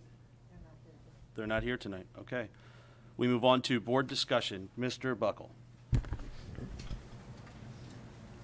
Good evening, Dr. Couch and board members. I first wanted to start by kind of recognizing and saying Happy Black History Month. On the morning announcements every morning, I've been acknowledging one influential person within Black history and giving about a 30-second spiel about that person. And I think that small little things like that have really been helping with, bringing more equity and education towards Black history. The school updates for February are as follows. For Kent County High School, tomorrow, February 15th, there is a boys basketball game at Cambridge that is away. On February 16th, boys basketball at Mardella, that is also away. On February 17th, boys basketball versus North Dorchester, that is a home game. On February 19th, KCHS wrestling at Cambridge, that is away. And then also on February 19th is Kent County High School swimming at Arundel, Swim Center, and that is away. From February 21st through 25th is FFA week, and FFA banquet is on the 25th. On February 25th is the Kent County High School Winter Snow Code Dance hosted by the Spanish Honor Society. Tickets are on sale starting this week. And then finally from Kent County High School, on March 4th and 5th, the Kent County Public Schools Theater presents Alice in Wonderland. From Kent County Middle School, KCMS had 3 students make All-Shore Band last weekend. The 3 students' names are Sophie Cousineau, Sebastian Cousineau, and Bjorn Berkmere. Sophie did so well, she made first chair. Henry Highland Garnett Elementary School. At HHGES is looking forward to beginning the One School, One Book project at the end of the month. A huge thank you to Chestertown Lions Club for donating money to purchase all of the books. As we've discussed earlier, to all the students affected by today's incident of violence, please take advantage of counseling services, and from peer-to-peer and student-to-teacher, we are all here for you. After I completed the morning announcements around 7:35, I immediately went back to my classroom and began passing out Valentines, which were purchased through the Interact Club. 3 other students, including myself, went through the respective classrooms within the building and gave students their Valentines. Around 8 p.m., we were in the front office finishing our route with putting the Valentines for the absent students in their first period teacher's mailbox. It was when we were leaving that a student frantically ran out of the front office, and a faint call 911 could be heard from the back hall of the front office. We saw students leaving the attendance office area, but remained calm as we didn't hear any loud commotion to worry about. I remember checking my watch, and as Ms. McGee kind of clarified for me, it was around 8 p.m., I think exactly, it was like 8:03. 8 a.m., I'm sorry. It was not until 8:16 that a shelter in place was called. That was roughly 15 minutes of time passed between a 911 call and a shelter in place. Again, 15 minutes of time that was passed between a 911 call and a shelter in place. Within the following time, panic, of course, started to kick in with students. Thankfully, I was in a class of only 2 other students in AP Spanish, and we had a substitute, so we were kind of able to feed off of each other's emotions in a way that we could help some students who are, more frantic and others who were less frantic and come together. Although, according to the reports and KCPS press release, we were put into lockdown. 2 times on the morning announcement, or on the announcements by Mr. Pretlow, we were told that we were in a shelter in place. Of course, there is a difference between the two, and we were not in the stage of lockdown in which I think we should have been placed onto, or that students were notified that they were placed onto. And there was never a moment within that time that I couldn't hear students in the hallway or students, on Snapchat and stuff being called out. A student within my classroom was told that they were free to walk out and leave by the attendance office, and we were not put in a lockdown situation if something like that was allowed to occur. Although, if we weren't in a lockdown, which it seems like we weren't, we should have been put in a lockdown, and that was stated even on the police scanner as we were listening to it by the police. As time continued and we continued to listen to the police radio, we heard the police state that a student was, of course, stabbed 3 times in the chest and abdomen. The police made the decision to fly the student out on their conditions. And then later, I had Kent County Public Schools telling me on a press release that the student did not have life-threatening issues. Thankfully, I'm grateful for that, but it was a big confusion for many students who watched a helicopter land on the field for then us to be told by law enforcement that the student was stabbed 3 times, and then the school system to tell us that their conditions weren't life-threatening. So just like moving forward, more clarification, because that was incredibly misleading. And regardless of even if it was minor injuries, the trauma students faced while watching a helicopter land for a stabbed student, that alone deserved more. Furthermore, just a huge thank you and support. I really can't say it enough for Ms. Hemstetter and everything she's been doing and working towards this school year. She really has turned the building around. But she needs all of our support, and currently we are 1 admin short, and I know that this allows for less admin, of course, in the hallways, and I just hope that, I haven't looked at the personnel, of course, but I hope that moving forward we add additional admin back, because right now we are 1 short. And as I was walking back to class from the front office after hearing the commotion, I passed the boys' locker room, not knowing at the time that's where the incident happened. And at that time, I saw 0 admin or staff in the halls. If it was not an isolated incident, I truly do not know what would have happened or what I would have done. And again, we had no administration protection at that point in time.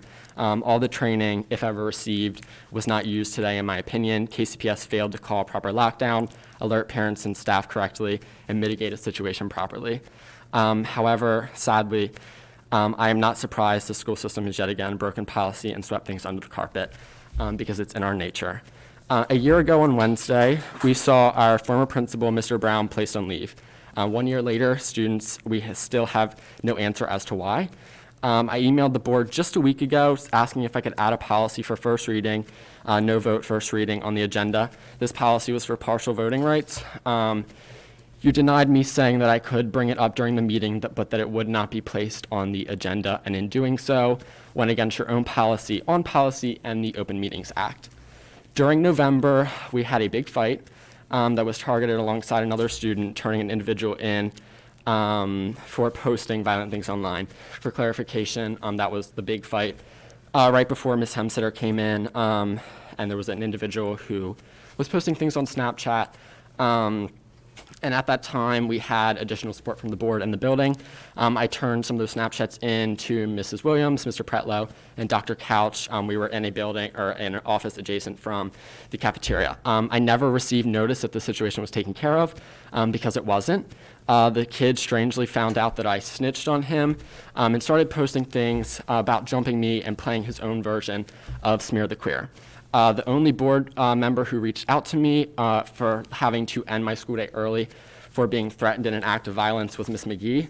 I actually emailed the board to please give me a call or to a number 2 call, so I explained the story, or rather my story. I did not receive any email back from any members and was even told by Mrs. Sullivan that she would get her information from Dr. Couch. Once again, I personally and students were neglected by this board. And finally, when I spoke out about my disapproval of the current Esol program in September, I was pulled out of my first period classroom by Mrs. Jacomowitz and sat in the back office alone and told my sayings were incorrect and unruly. With full honesty, I've never truly felt accepted or appreciated by the school system until I was accepted into Columbia. Then I was no longer a burden, but a publicity ploy for the school system to brag about its students and how, hey, we did that.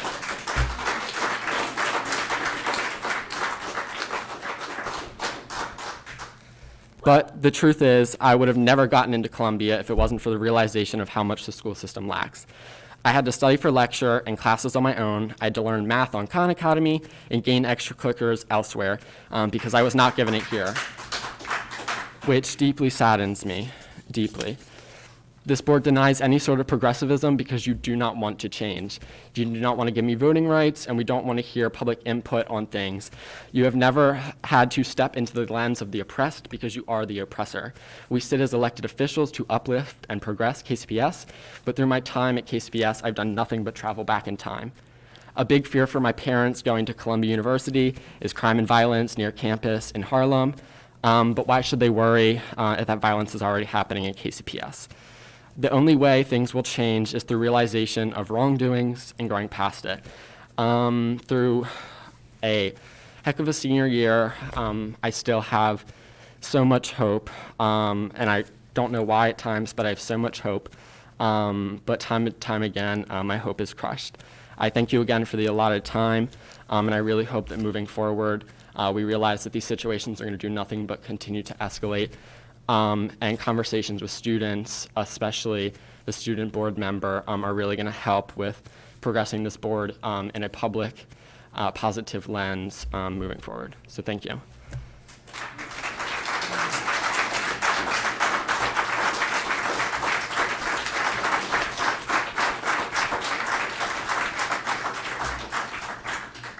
Dr. Costa? Oh, gosh. Don't have much to say after that. It seems like a long time ago, but back in January, I went to a wonderful science program at Galena. They brought in a couple of people from the Maryland. Can't hear me? I went to a wonderful science program at Galena Elementary School, put on by people from the Maryland, I can't remember, the big science museum in Baltimore. And that was, very entertaining, and I think the kids got a lot out of it.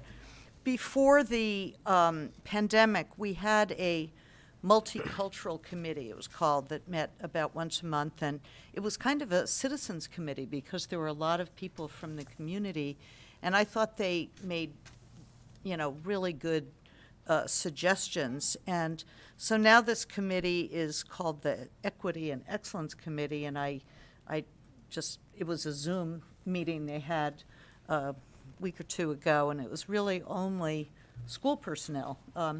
So I kind of wonder why it isn't more of a community input committee again, because I thought it was very good. But some of the things that are being done to close the achievement gap are impressive. But I still think that there just has to be more in the early grades, that high school is too late. Worrying about how many kids are in advanced placement classes is not nearly as important as getting everybody proficient, by the end of third or fourth grade. And then I'm on this Mabe legislative committee that has about a 2-hour Zoom meeting every 2 weeks, and they've really been very interesting. The the meetings are led by the lawyer, John Willems at Mabe, and he goes through every piece of legislation that is being proposed at the state level that has to do with schools, and then he explains Mabe's approval or opposition to it, and, you know, we vote on things. And I just encourage the other board members to get on the Mabe website and look at this. At first I thought, well, Kerwin was so much, there isn't going to be a lot more legislation about education, but there really is a lot being proposed, and it affects all of us. So it's worth it to take a few minutes to get on their website, I think. Thank you. Ms. Sullivan. I just wanted to say first that I hope that the families that were involved in the incidents at the high school today find some peace and some healing, and I hope that, like Sam said, that the students take advantage of the additional counseling and that parents encourage them to do so, to take care of the counseling.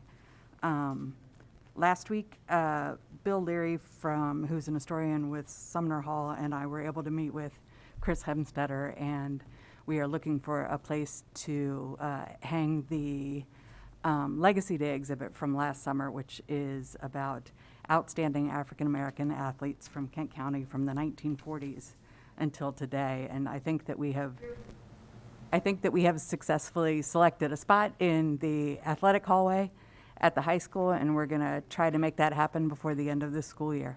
So thank you, Chris, for taking the time to meet with us. And that is all I have. Great. Ms. McGee. The first thing I have to say is I'm really sorry, Sam, that this has been your experience at Kent County Public Schools, and I'm sure you're not the only person who's having that experience, and I don't know what to do to make it better. All I know is that I want to make it better. I'm sitting here actually sort of shaking a little bit because I was really affected by what you said, and it makes me look at myself pretty critically.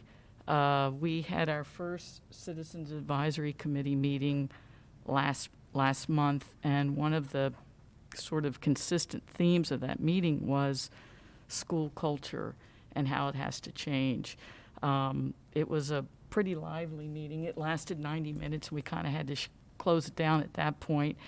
There were, I was impressed that everybody seemed to be honest and could say what they wanted to say. We decided that there was so much to be said and so many things to work on that we're going to, at least starting out, we're going to meet every month. I mean, the policy said we had to meet at a minimum of 4 years, but four times a year, but we're going to meet at, starting out once every month. The other thing I guess I want to say is that Friday I went to Kent County Middle School and watched the second half of a girls-boys middle school basketball game, and I only got there for the boys game. And I was watching the coaches, Mr. Miller and his assistant coach, but especially Mr. Miller, how passionate and involved in it he was. And he and I had a long conversation yesterday, and I asked him if I just assumed he was a basketball player in high school or college, but he told me his career ended in church league. So he and I could commiserate about that same experience. But one of the things he told me was that in one of his early Kent County Middle School teams was Manny Camper and Marquand Green and Deshaun Lister, and all those guys, when they became seniors, took Kent County High School to the Final Four. So if one of the things you're wondering about is where those great players are, they start in the middle school with really caring teachers. And I know that Mr. Miller took the middle school team to, I think it was Wilmington, to see Manny when he played last month. And I saw him at the high school last Thursday night with the team again.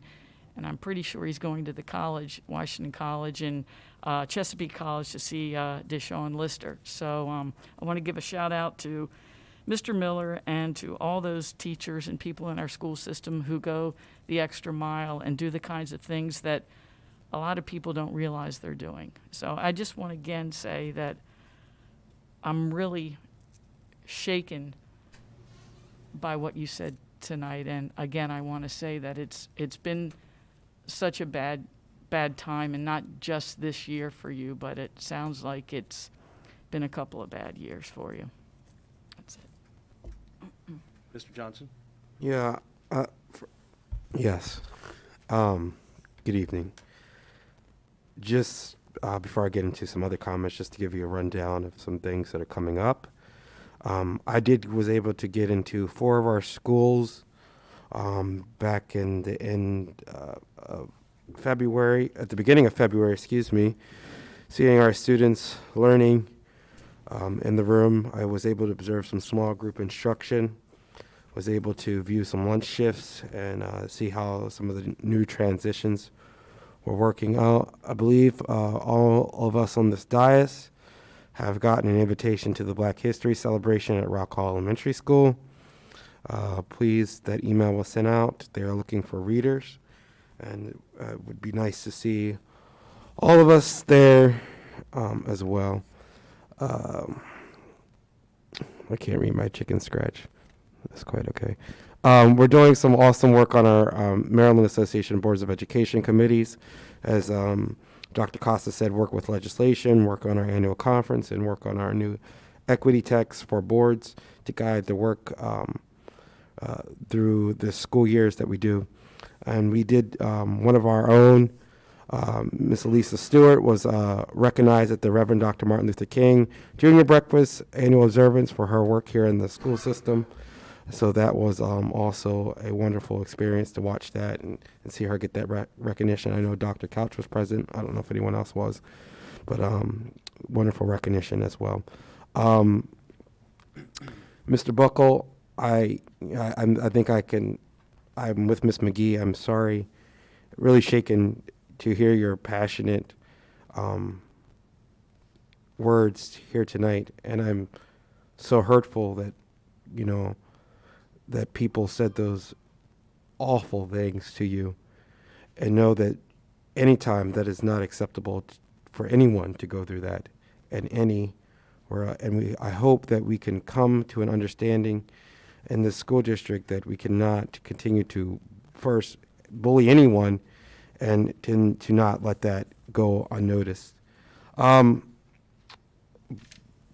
I'm also appreciative that you are here to elevate things that we don't always hear from peers or students. It's one thing about being here monthly, but you do elevate the concerns that many of you, your peers have, that they can't elevate because they're not here or not in these spaces. So I do commend you for that, and commend you for the continued hard work that you bring to us. I say this often, and I'm so torn. I see education as a two-way. I see it from this perspective of a teacher, and I see it as a perspective as a Board of Education member. And I wrestle with this 24 hours a day, understanding how we can best service this county, best service our teachers, best service our students, our parents, all those involved in education. And there's never an easy answer. And there's never an answer that's going to make folks happy. And I don't know what we can say about that, but I want to reinforce that we are here to listen, and I believe that we're all here to listen. We're all available, and we're here to make a change in our community. Some changes that don't always agree will help us help each other. I'm appreciative of the information that was shared from our public tonight, teachers, parents, students, and it's something we have to walk away with and really dissect and really discern what are our next steps here as we move forward, as we end the school year. I want to commend Ms. Hemstetter on the work done today at the high school. And to Mr. Buckle's point, you're right. How do we make our students feel safe? to know that it's time to come back. There's no easy answer. And we don't have all the answers. But I believe with listening, with conversation, with dialogue, we can achieve what we want to achieve in this county together, uniting as one body, one band, one sound. I believe we have it in us.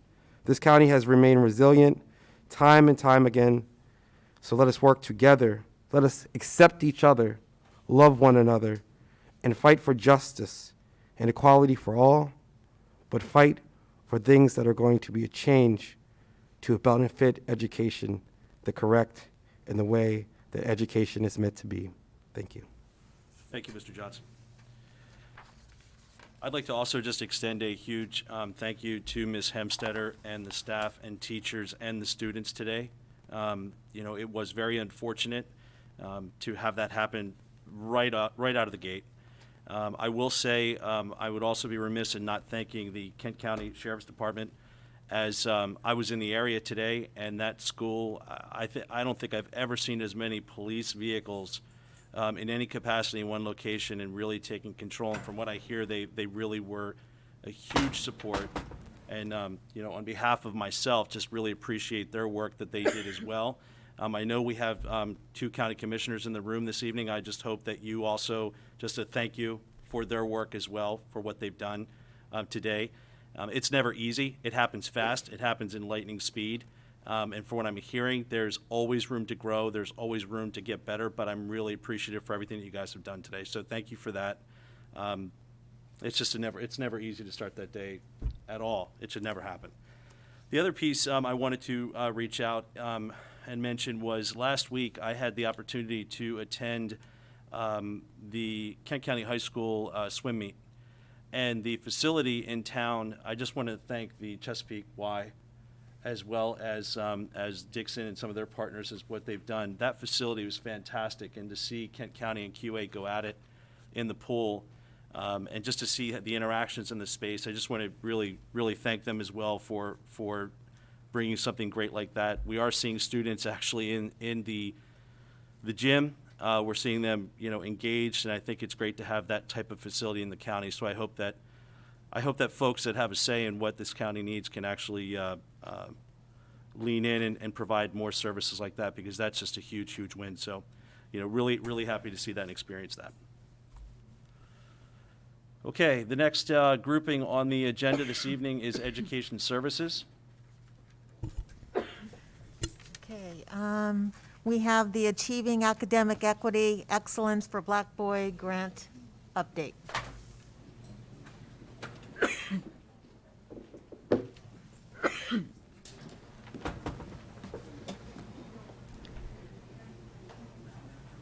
Good evening, Dr. Couch, President Getz. Just Board. wait until can we Just wait a couple 1 seconds. second? Thank you.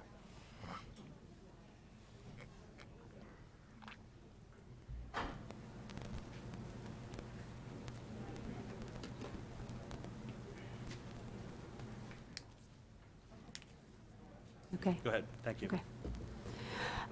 I'm just here this evening to give you an update or where we stand on our Achieving Academic Equity and Excellence for Black Boys program. We had a slow start with all the transition at the beginning of the year. We actually also took a busload of mentors and boys to see Manny Camper play on the 21st. They had a wonderful time, and I think the fact that Manny actually took time after the game to meet with the boys and to really interact with them, I think that was a very special afternoon for them. What we're planning on next, as soon as we got back, Mr. Somerville was immediately texting me, okay, we're back, can we start our next activity? So what they want to do, what we had written into the grant prior was the next activity that they would be going out of town for would be going to the Smithsonian and going to the African American History Museum in the Smithsonian. And I did ask him to hold off just a little bit, because what we have found out is that we are able to incorporate the middle school into this grant as well. I think that would be an important step to get both of the feeders, the feeder school, the boys from the high school and the boys from the middle school together to do this next piece. We, right now, at the high school, and Mrs. Hemstetter, you can correct me if I'm wrong, we had 15 mentors that were interested and filled out actual mentor forms. And Mrs. Hemstetter actually held a orientation for 8 gentlemen. And Mrs. Miller, the social worker and guidance, are working to pair them one-on-one with our students at the high school. I was a little taken back at the lack of applications that we were getting. So I brought that up at the state meeting that we had this past in January. And it seems to be that's a common theme across the state, and some of the ideas that came out, and I really appreciated these ideas, and I think we're going to try it more here. Actually, we had been starting to implement it in February, and we got a bigger reaction from the community. Instead of having one-on-one, the student being paired one-on-one with a mentor for the duration of the program, it's going to be it can be more of a fluid. I mean, absolutely, if they wanted just one-on-one, that's great and that's fine, but also have a more fluid program where the mentors and volunteers can come in the school. They could work with the students. They can work with more than one student. They can, do all the activities, but they're just not with one person. We don't have enough adults to just do one-on-one. And once we presented that, we started to get a lot of people that were interested in coming in the school. And I think we had some at the high school that are coming in and visiting the lunchroom and walking in the halls and being a presence for our young men at the high school. We're also doing that at the middle school. Even before we got word from MSDE, we started one of the suggestions at the state meeting was to start a mentoring breakfast. And that's what we've been doing with the boys at the middle school. We actually had, I wrote it down, hold on. We've identified 29 students at the middle school from all 3 grades that are actually meeting on Monday mornings. We're calling them mindful mornings. They've had 2 so far, and they're really enjoying it. And I'd like to see it be done more than just Monday, but I know it's stretching our human capital a little thin. But it sets those boys in a frame of mind to start the day. They're ready to go, and it's just using mindful practices. I'm trying to see. The other thing that we are interested in starting as soon as we get the middle school boys on board is the peer mentoring between the high school boys and the middle school boys. So I'm hoping the next time I come before you, we'll be able to have more activities that have taken place since now. So, do I have any questions about how that's going so far? Like I said, it was a slow start, but we're starting to pick up pace a little bit. Do you have enough mentors now? Are you still looking for mentors? We are always looking for mentors. Yes. Yes. I just walked in at the end. Was I hearing you saying that you were hoping to have a situation where the high school boys mentor a little bit the middle school boys? Yes, ma'am. Yes, we are. Another thing that was brought up at the Citizens Advisory Commission about some sort of, maybe mentoring's the right word, with high school kids and the middle school kids to sort of help them make that transition and be more of a community. So. Right. And I mean, we are starting it with we were talking about Mr. Miller. They had actually, he had contacted Mrs. Hemstetter and myself about taking the 2 teams together and having a little bit of that happen between the 2, and they're going up to the high school. So it's we're starting it, baby steps. Any additional questions? I'm sorry, I stepped out as well. It's okay. You have, how many students are being serviced in this program again? Right now, we have 29 at the middle school, and I'm not sure exactly how many we have so far at the high school that have been paired up yet. Do you have off the top of your head? Yeah, no. And the total number of mentors is how many? 15. 15. What have been our marketing for these mentors? Well, we've used, obviously, the social platforms. We've sent letters home, and I was talking with Dr. Couch the other day. I feel like I live at the barber shop in town now because I've been taking the flyers to him, and he gives them out. And that's actually been the best way to get human contact, is taking more flyers to Mr. Barrett, and he's been handing them out. That's how we got the chaperones to go to the basketball. And without Mr. Somerville, seriously, he's been the feet on the ground trying to get as many people as we possibly can. I had brought up at one of our equity committee meetings, what happens if you have a mentor who wants to mentor, but is unavailable to get to the student? What other provisions? Because a lot of times, there are people who want to mentor, but because of work reasons, like myself, I can't physically get to Kent County, and if I tried, I'll lose my job. So what provisions do we have in place for people, maybe such as myself, that can do this and would want to do this? I mean, I know it's not ideal because we've been doing this for 2 years now, but we can always set up Zoom meetings or any of the, I know face-to-face is always preferred, but again, if you can't, I'm just saying but if the person could not physically get to the school, I don't see the kids are very proficient in operating Zoom now, so I don't see why there isn't any reason why we couldn't accommodate someone who would like to. And even thinking about students who maybe have walked the halls with our, and have gone on and now in college or military, that offering that support for them, Right. I think would be key, who want to give back. I know we have a body on Facebook who are black graduates of King County High School who are always looking and questioning what's going on at the school, reminiscing on old days, who still want to be involved from their respective homes. So is there like a way we could get that on a flyer, just another language? I could. Okay. Absolutely. And just this is related, but you were talking about the equity meeting that you and Dr. Costa both attended. I was sitting there back there thinking, because why haven't they been coming to the meetings? Because the same community members have been invited that were invited before, and I've noticed that they've kind of trailed off. And you were right, the last one, it was all employees.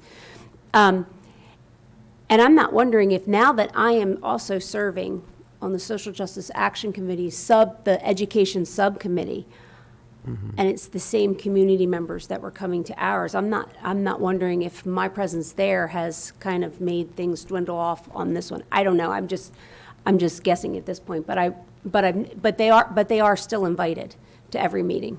It seemed like a true citizens committee, Correct. I thought it was very good. Is the aim to get one mentor per student? I would love that, but reality is still, I don't think we have enough human capital to do that. Okay. That's all. Any additional questions? That was for information only, so thank you. Thank you. Thank you. Okay, the next item on the agenda is the Esol update.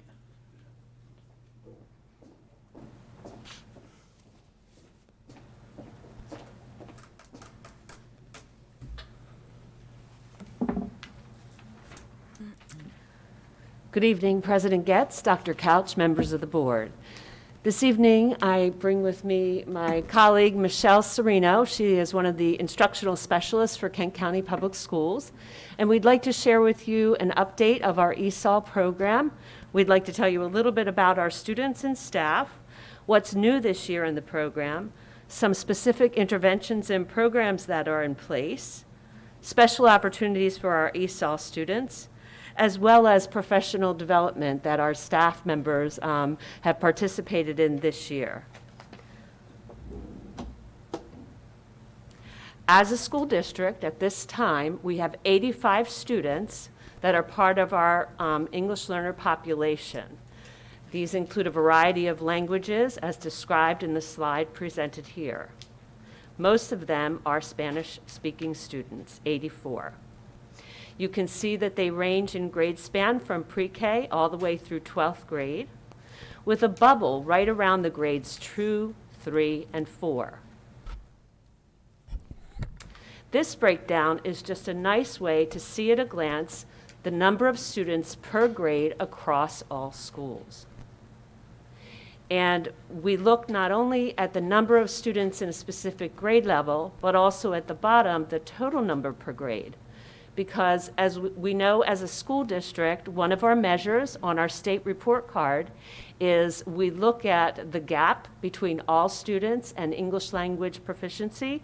And in order to have an actual rating on our report card, we must have a student group of 10 or more.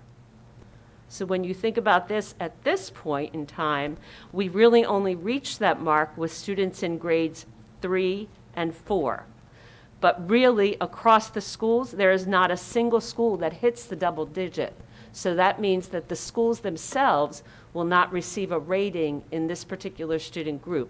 However, the school district in grades 3 and 4, our elementary schools, as a whole, our district will receive a rating in that area.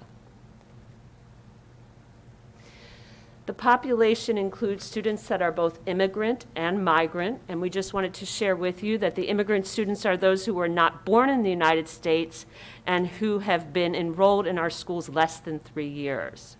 This slide shows you a breakdown of the number of immigrant students on the left. We have a total of 26, and 26 in 2021, and in the current year, we have 18 immigrant students.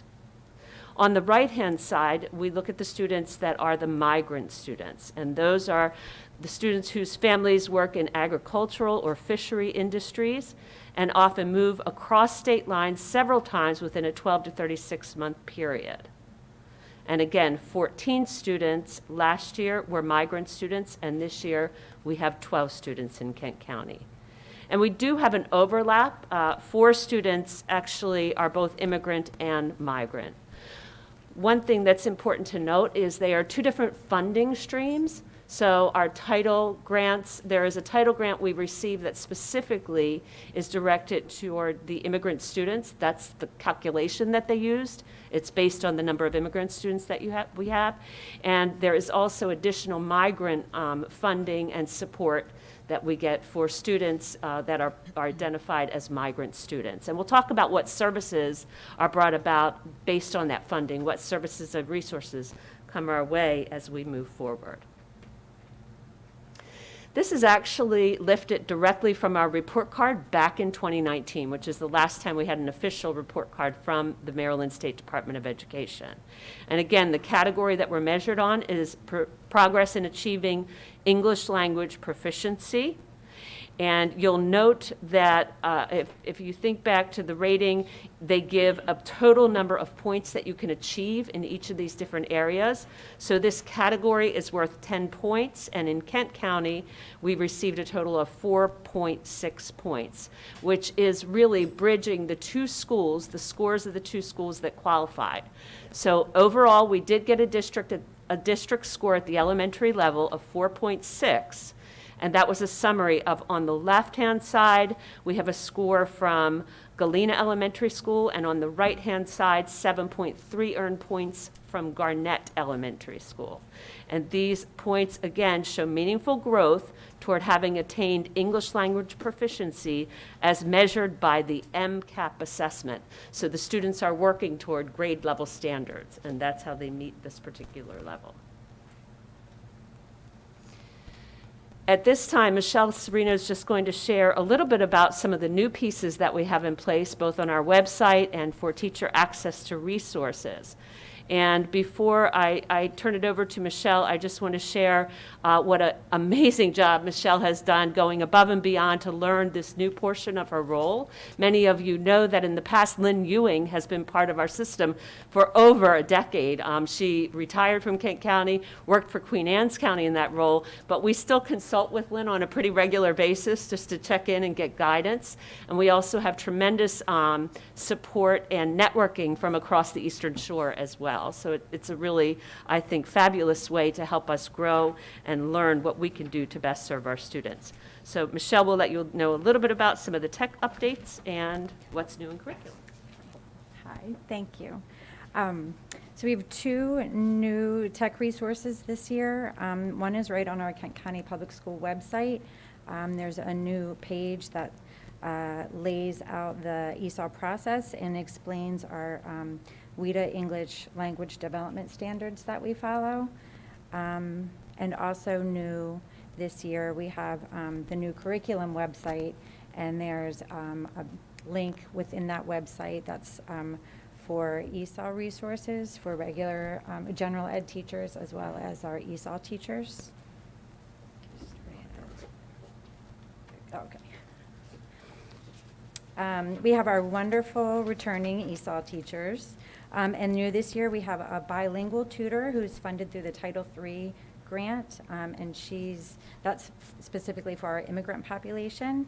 And since we've been awarded ESSER funding, we've also been able to increase staff and allow for a full-time bilingual IA as well.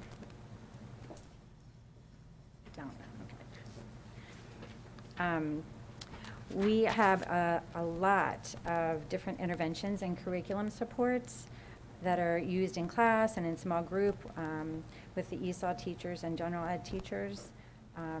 There's a couple examples here on this slide. These platforms allow students to select a native language support.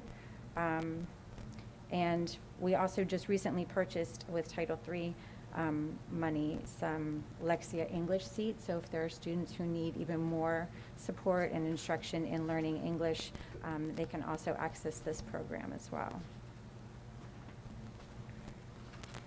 Just like Lexia, the Imagine Learning platform, which includes Imagine Reading, Imagine Language and Literacy, and Imagine Math, these all have native language supports as well. And there's a little diagram in the middle picture that just kind of shows how students can change the language and click on a little speaker icon, and it will read the questions to them in Spanish. Let's see. Maryland is a member of the WIDA Consortium and uses the ELD standards framework. So it's these platforms also align with those WIDA standards. And this year also we've been able to purchase additional supplies with some Title III funding, such as some books in Spanish to support secondary ELA. We've purchased some Let's Find Out magazines in Spanish, and some Spanish-English dictionaries as well. In addition to the interventions, our core program, both at the elementary level and as well as our math program, have opportunities for students to have the curriculum materials both in English and in Spanish. So on the left-hand side, you'll just see a screenshot from the ELA Wonders program, and that means that our students can access their leveled readers, again, both in English and in Spanish. And this is a wonderful way to support the daily instruction that our students receive as well. We've also, in the area of mathematics, adopted illustrative math. And as part of the Learn Zillion platform, you'll see here that it's also available. So when you look at the mathematics word problems, the students can not only read them in English and Spanish, but there's also an opportunity to utilize some of the online tools where it can be read to the student as well. We've had some exciting opportunities for our ESOL students this year. Several of them have participated in various service learning projects, and very exciting at the high school in collaboration with the Next Gen Scholars. Our ESOL students have visited many local businesses and several Maryland colleges as well.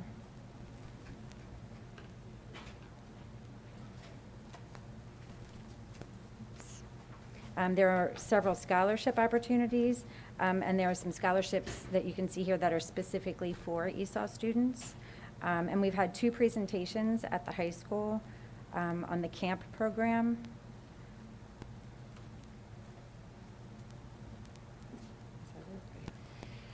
In an effort to try to really understand what we're doing in terms of meeting the individual needs of our students, our high school ESOL students were surveyed, and part of the survey was given to help us understand what academic support they're currently receiving that they find helpful, and what are particular areas that the students themselves may need more academic support.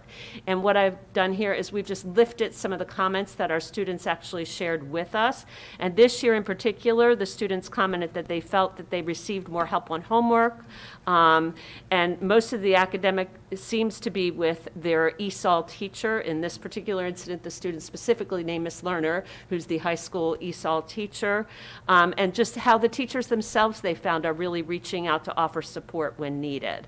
And then this is helpful, again, to not only those of us at the district that are offering support, but at the school level, what are the particular areas where you'd like to see some additional support? And you can see at times it's things like foundations of tech and geometry. And what we're able to do, we did not do it for the publics, but we're able to actually go in and see the student name so we can have a follow-up conversation, which was done this year, where we were able to actually go in and work with the classroom teacher, the ESOL teacher, and offer some additional support and tutoring as needed.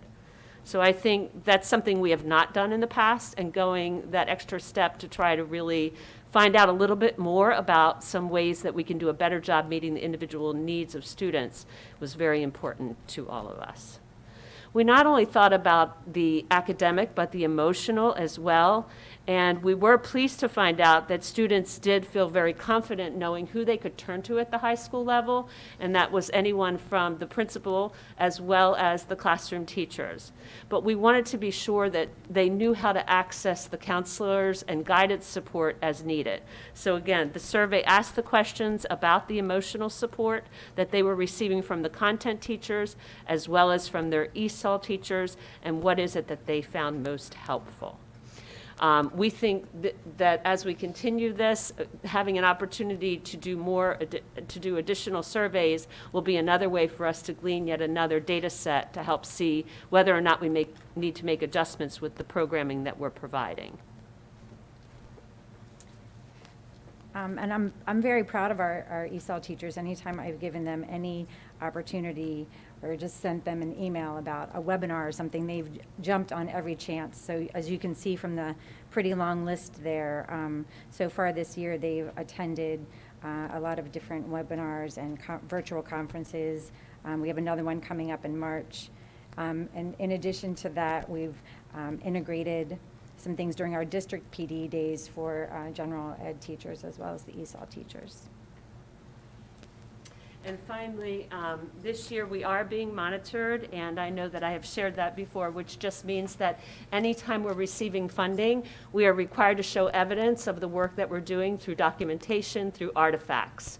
So that is part of the process, and Michelle has been phenomenal at working with our staff, who are constantly scanning samples of student work, collecting video vignettes, and we see the evidence of what's actually happening through the programming that is being offered as part of our district. So at this point, we'd like to just open it up and see if there are any questions or comments about our ESOL program.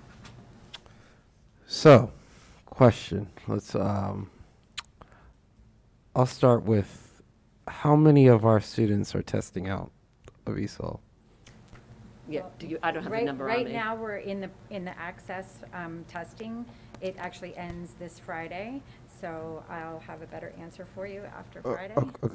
Historically, how many, I guess I'm curious, usually test out? Do we have that data? Right, so it's one of the ways that we are rated as a system. It includes the number of reaching proficiency, but also the number that are testing out.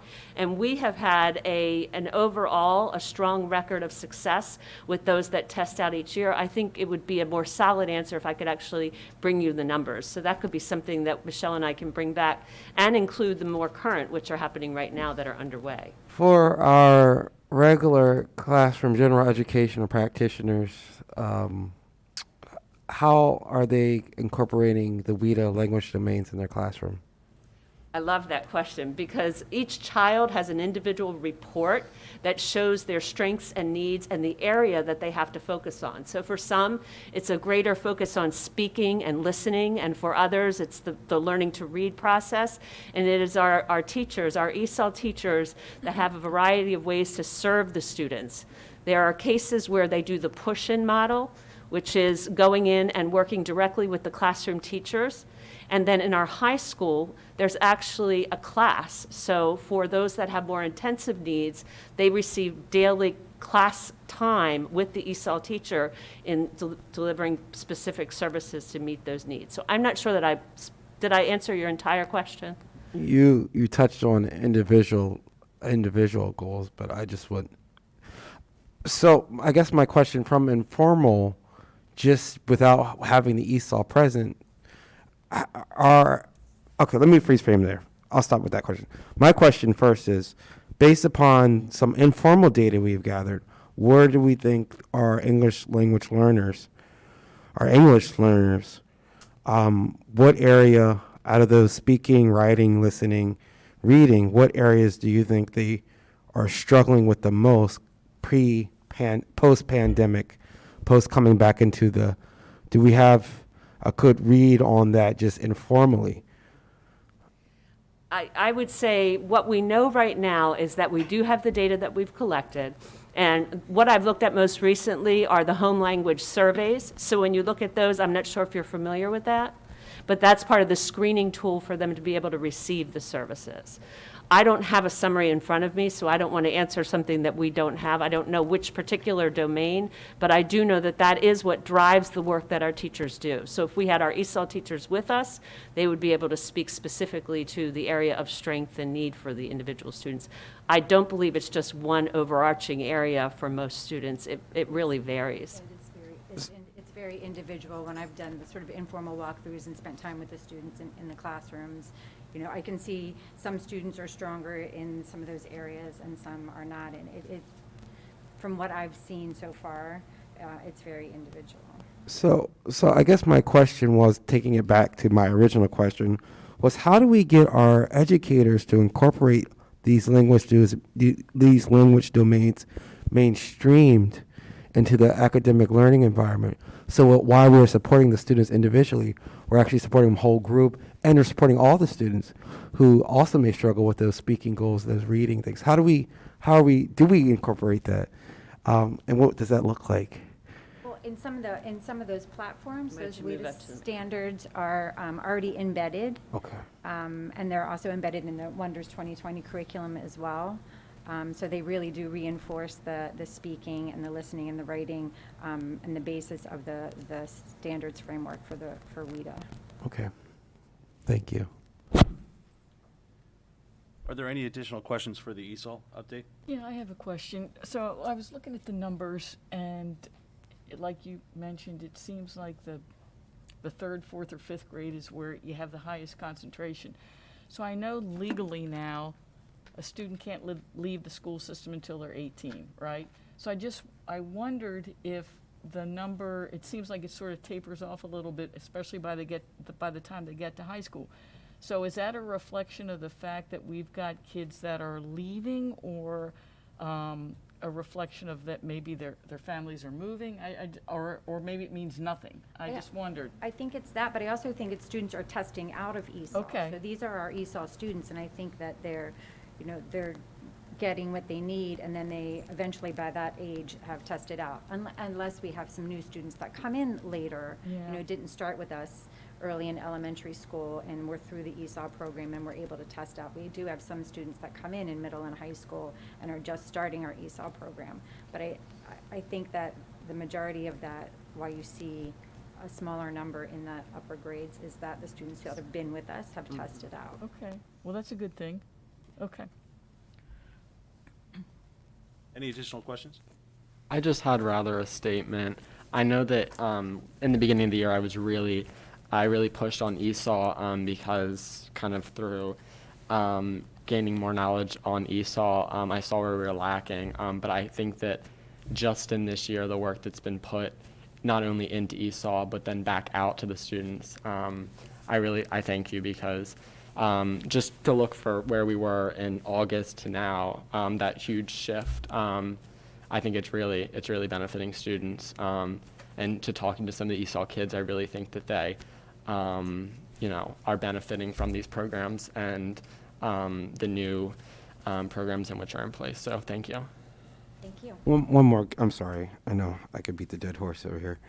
The migrant population, do we still, in the summertime, correct me if I'm wrong, we did do some work with Queen Anne's County. Are we still doing that with their migrant program? Yes. We have a partnership with. Michelle, why don't you speak now? It's hard for them to hear. Yes, we have a partnership with that organization in Okay. Queen Anne's County, and I think I just got an email from them today, actually, so. And we're isn't still that in sort of like in communication. Sudlersville? Is It that is. where it's? Mhm. Yep. Thank you. Okay. Thank you very Thank much you. for the update. Appreciate it. Thank you very much. Thank you. Dr. Couch, may I just give them a copy of the feedback? I'd like to give a handout to everyone. As you know, we had a professional development day in January that was a virtual day, and our PR champion, Dan DeVillio, has put together a summary of the results from the staff from that PD day. So I'd like to hand a handout, and we will be posting this on our website, of the feedback from our teachers from our last virtual PD day. Thank you. Thank you.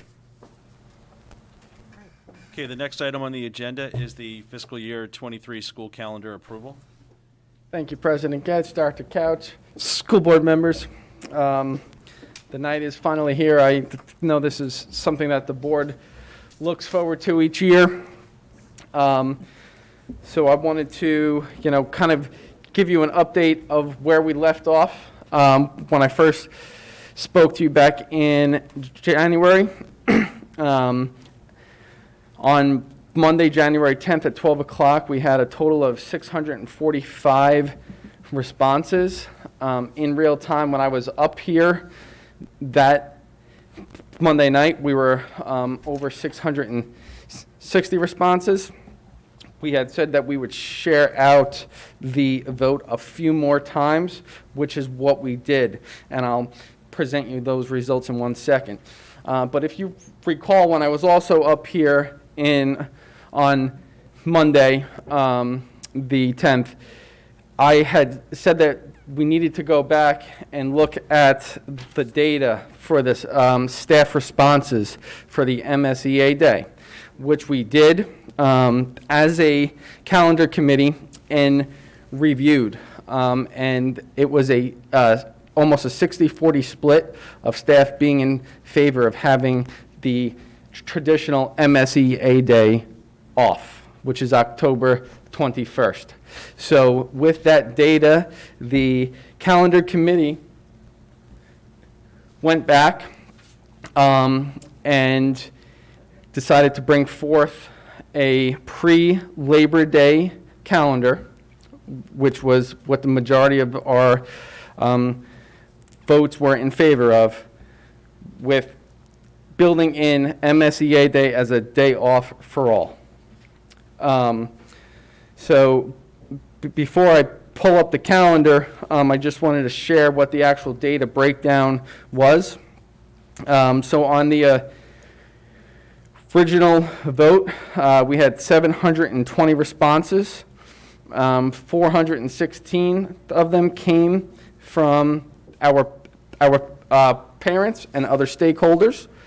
Our staff votes were accounted for 248 votes, which was 34.4%, and student votes, we had a total of 56 for 7.88%. The pre-Labor Day vote, 383 votes, parents and other stakeholders accounted for 191 of those votes for a total of 49.9%. Staff, 159 votes for 41.5%, and student votes, 33 for 8.6%. The post-Labor Day breakdown of 333 votes, parents, 225 votes, staff, 89 votes, and students, 23 votes. If you just bear with me so I can pull up the actual proposed calendar template for you.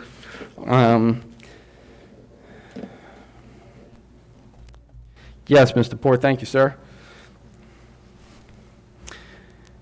With that data, the school calendar committee wanted to make the proposal to you to vote on a pre-Labor Day start, which would have our new teachers back on August 16th with August 19th, Friday, August 19th as the first staff day. And I see some head scratching, but the thought was that it could be a no-touch day for our staff. It's a good way to transition into the start of the school year.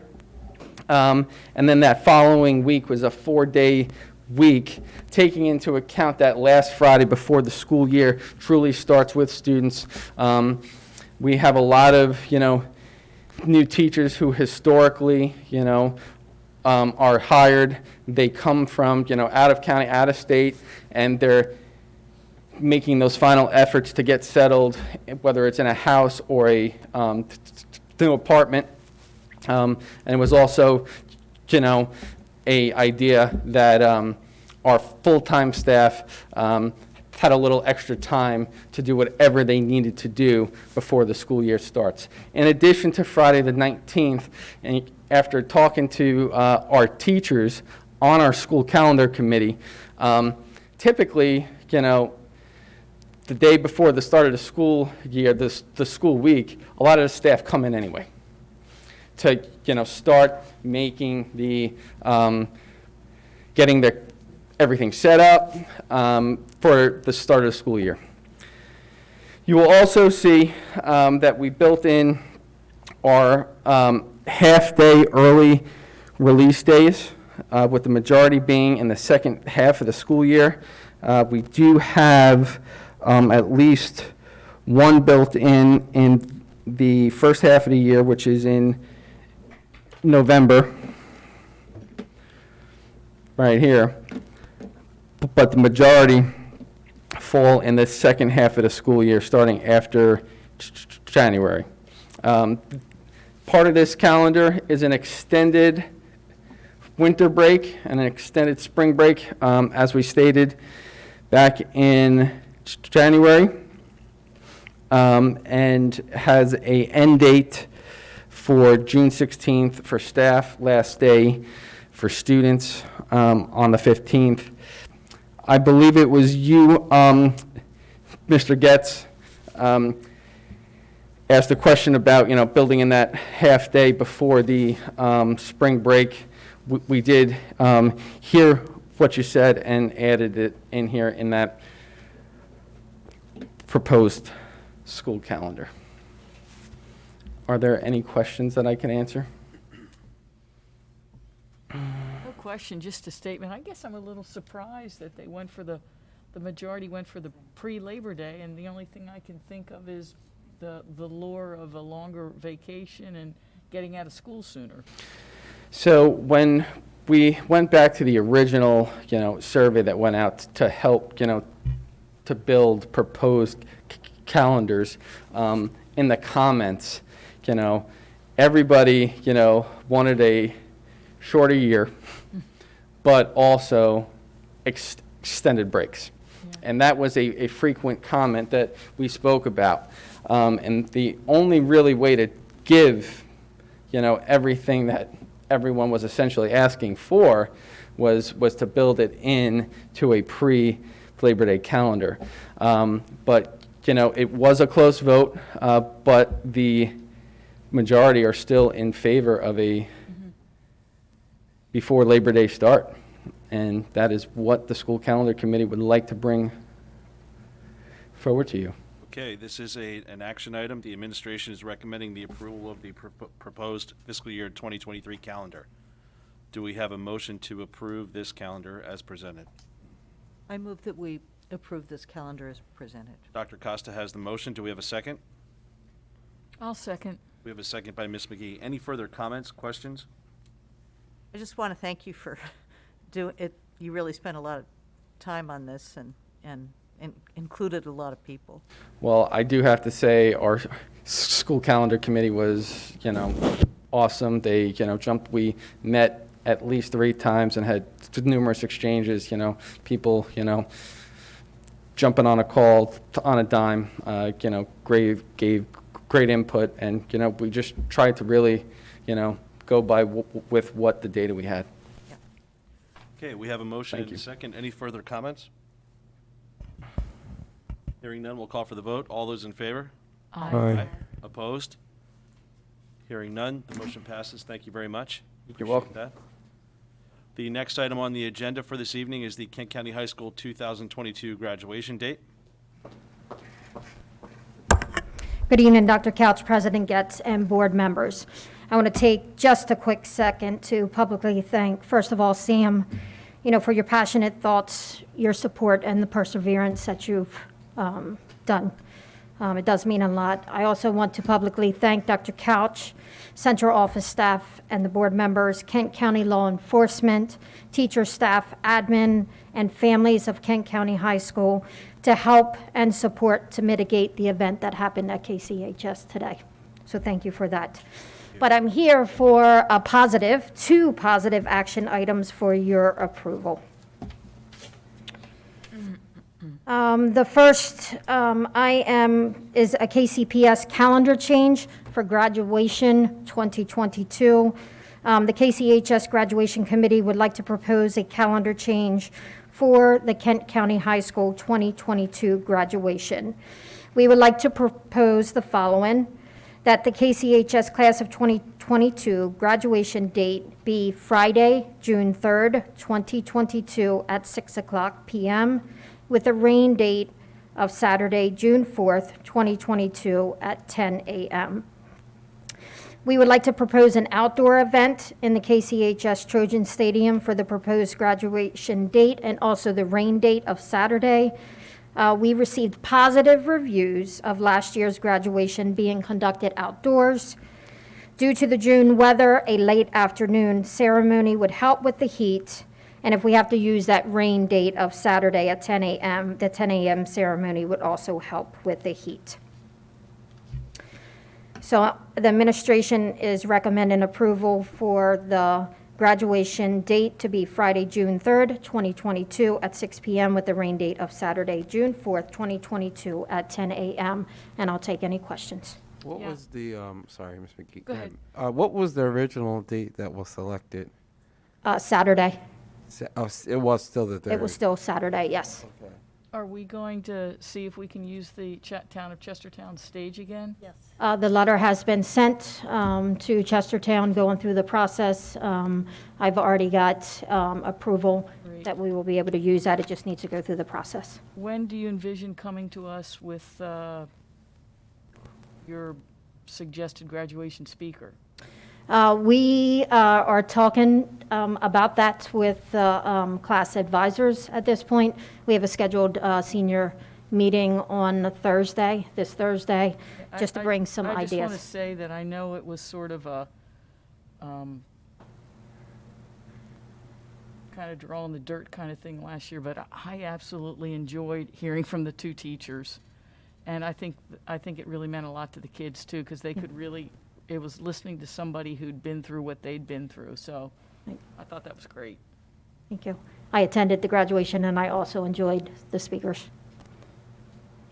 Okay, this is an action item. The administration is recommending approval for the Kent County High School class of 2022 graduation date to be Friday, June 3rd, 2022 at 6 p.m. with a rain date of Saturday, June 4th, 2022 at 10 a.m.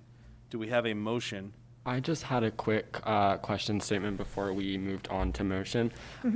So I'm a fan of the Friday date, but the only thing that concerns me is with 6 p.m., I looked it up and sunset would be around like 7:30, 7:45, and I'm just afraid with the way the sun sets, it would be setting in the eyes of like the speakers and stuff, and also by the time, since the ceremony is usually about 90 minutes, by the time it got over, it would be dark for like pictures and stuff. So I don't even know if this is possible, but there's any way we could bump it up an hour or anything like that, just because I know that was a huge concern. We talked about it at the SGA meeting, and students were concerned about, one, pictures afterwards and it being dark, and also those on the stage not really being able to see, and that sun beaming in on everyone as the sun sets. Good point. I have no objections to that. I think we were kind of looking at, I think last year, the graduation was held during the day. We were on virtual instruction at that time, so therefore, we were able to do the ceremony during the day. This year, because we have face-to-face instruction in the building, you know, we knew that we had it, and because of staff, that we would have to do it in the evening time. We suggested the 6 o'clock, but I have no objections if we want to move that to 5 p.m. So just a question on that, if we move it to 5 p.m., what resources are we pulling out from the actual academic side to make sure that it happens at 5 versus 6? We, our teacher's duty, our duty day is over at 2:30, so we would have everything together and ready to go. I would not have a problem with that. Okay. I think another plus to the early time last year was because, like you said, it was still a teacher's day. I mean, Yeah. we had like 100% participation from the high school Right. teachers, which I think is really important to kids. They Right. want to see their teachers there, and I've always been disappointed that we haven't had a higher turnout. Right. I think the 6 o'clock, when we thought about it, just because it was a work day, and, you know, we were trying to think about families and parents so that they would have the opportunity, if they wanted to have that a work day, and to be able to get to the high school at, 6 p.m. That was the only reason why the suggestion was at 6. That's a very important reason, though. Mhm. I mean, if you have folks that just don't have days to take off, Mhm. and they are trying to get to see graduation, that 1 hour makes a big difference. Are we limiting the number of guests this year? Did we do that last year? I can't recall. We did. We will give out an amount of tickets that has not been decided as of yet. The nice thing is, with the stadium, we did notice, and we learned from the ceremony last year, that there was lots of rooms, so we're looking forward to being able to offer many tickets to our graduates.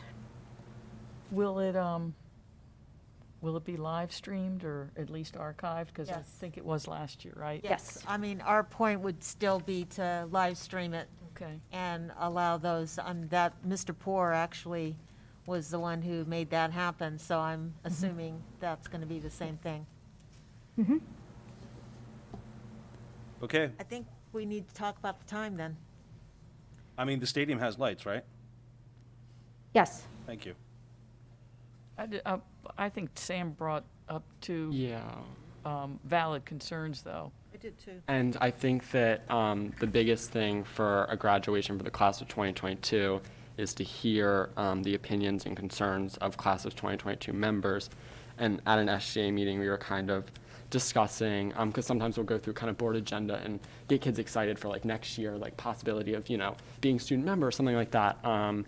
And we got to that part, and all the seniors were like, I don't really like 6 o'clock because it's just hard, especially when a lot of kids like pictures afterwards and to meet with their family and, go do stuff. So I understood that, but I also understood, even just from a student perspective, having, graduation practice on Friday and then having to go home and come back, especially for work and stuff, that moving it up. But I think that especially with just sun and making sure that, the live stream looks the best and the students speaking and stuff don't have the burden of the sun stuff, I think moving it up an hour would be best. So, and you had an opportunity to talk about it with the students? Yeah, so I had an opportunity to talk about it with the senior SGA officers. So it's 5 in the senior class, and then there's 3 of us in the executive. So only 8 students on that. But I heard from one of the students, she wouldn't mind if I said her name, Kendall Langenfutter. She was talking about how in one of her ag classes, all the seniors were talking about the date and how they liked that it was on a Friday again, but they wish that it would be a little earlier in the day so that they can, it's not dark when they go and take the pictures, because I think that's a big thing for students as well. Could And we just, We're doing it, if we decide to change the time, I mean, we're giving people 3.5 months' notice that maybe people can plan It's not like we're going to tell them at the last minute, oh, by the way, we've moved it up an hour. Can we just maybe just approve the date and then come Sure. back and just, is that possible? Just to approve the date and come back and inform us on a time that after she discusses it with the senior class and that discussion is made? That works. I don't have a problem with that. That work? And in the meantime, Sam, you can do a little Yeah, we can. Sure. polling of your, a more Yeah. expansive Yeah. poll of your classmates. Yeah. Sounds good. Perfect. So the recommendation would be just to approve the date itself and to come back and talk about the time, Sounds good. the next meeting. Do we have a motion? I'll make the motion that we have graduation on Friday, June 3rd, with Saturday, June 4th, the rain date, and the time to be determined at a later date. Are you changing the time on Saturday? Any thoughts about the Saturday time? I think it's fine. I think Wasn't 10 a.m. o'clock. our usual Saturday time anyhow, or was it 11? I'm looking at you, okay. It used to be 11. That's what I thought, yeah.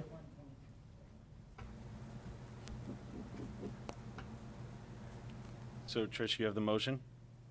Yeah, let me restate it. So I motioned that we move graduation to Friday, June 3rd. Time to be determined at a subsequent board meeting, with a rain date of Saturday, June 4th, the time to stay the same at 10 a.m.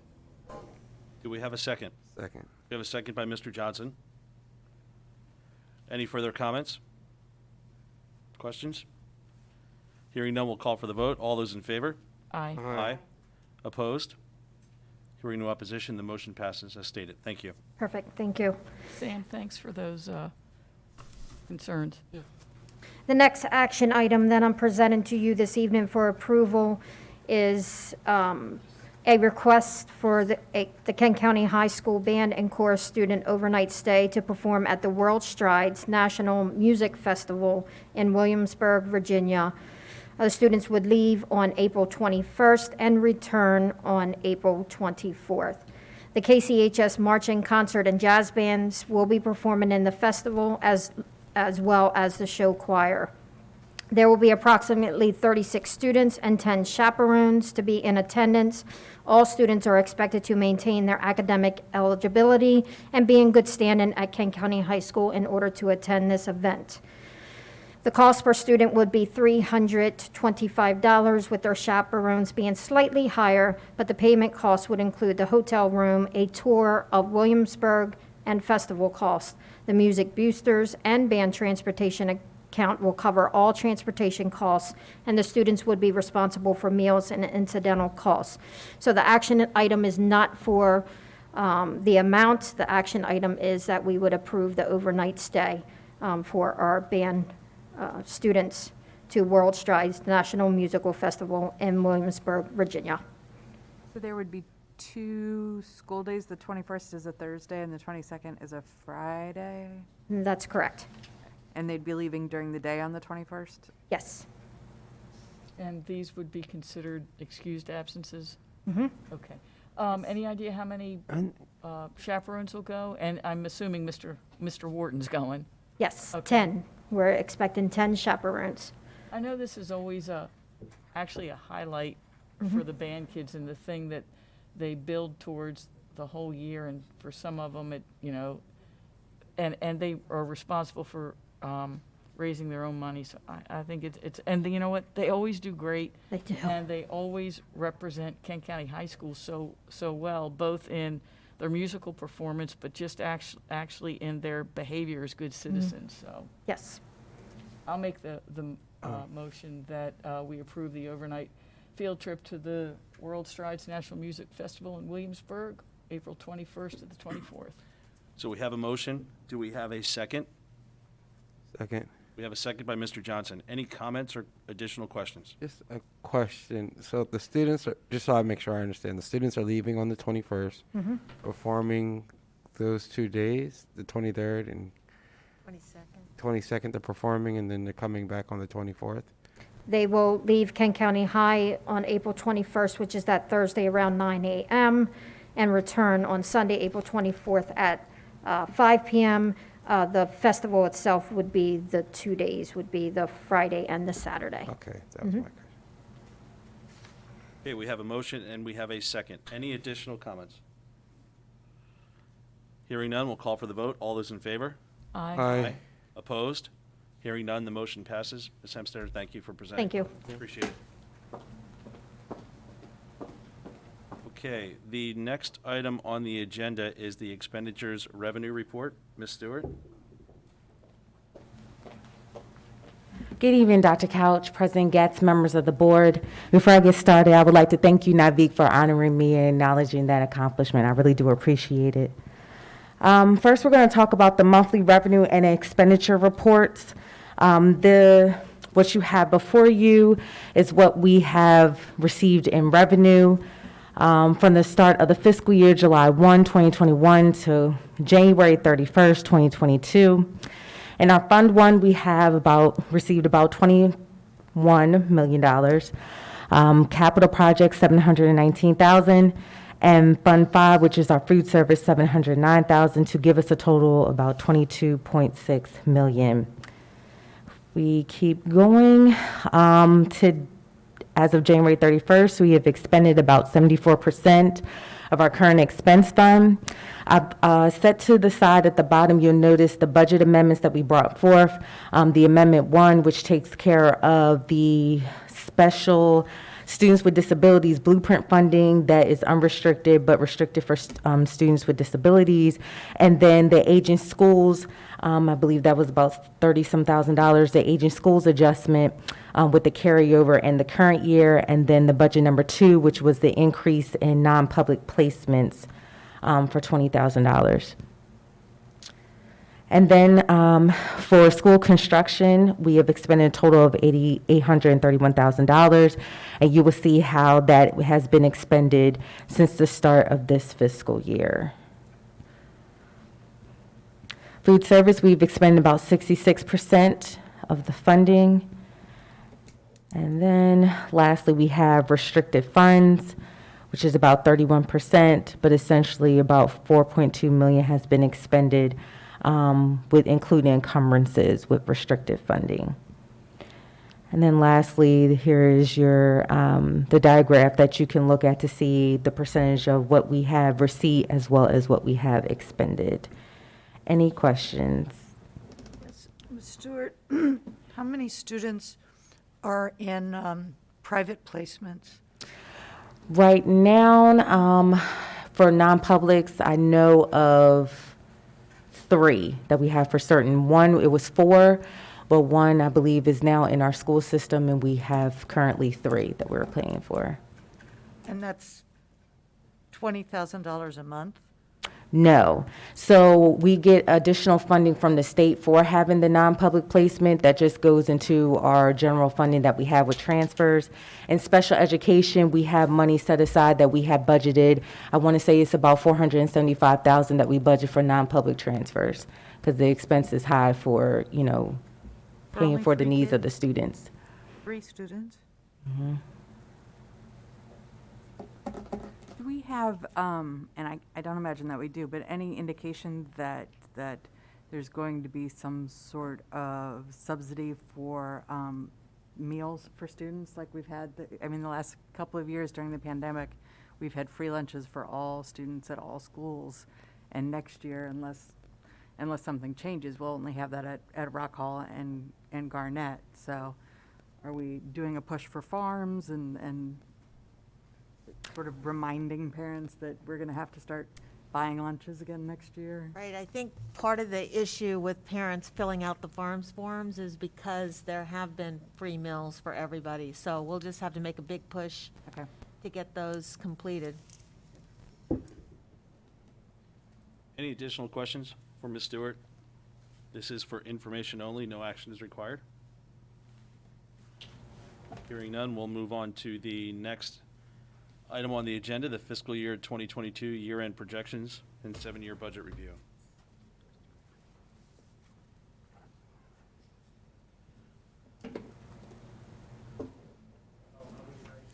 Oh, you do? I'm so sorry. Thanks, Bill. I'm sorry.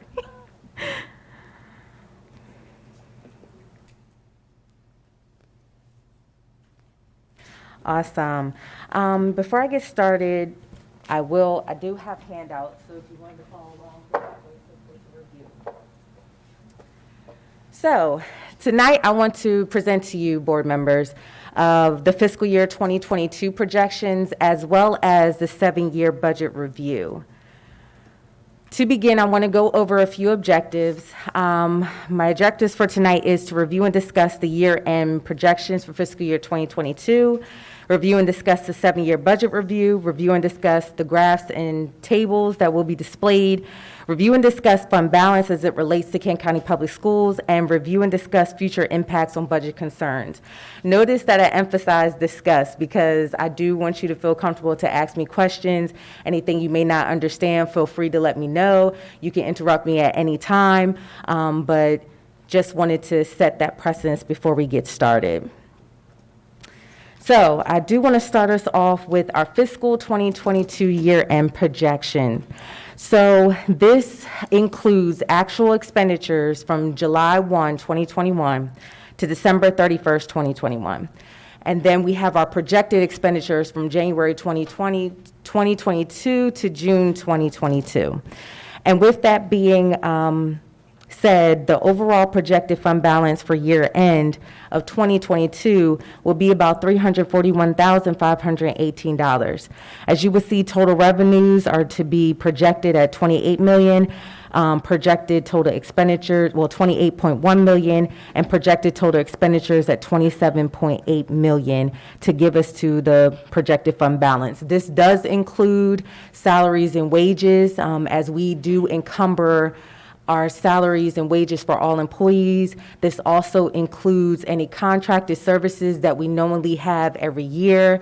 This includes even the past year trends of year end for students who are in school. So it encompasses everything.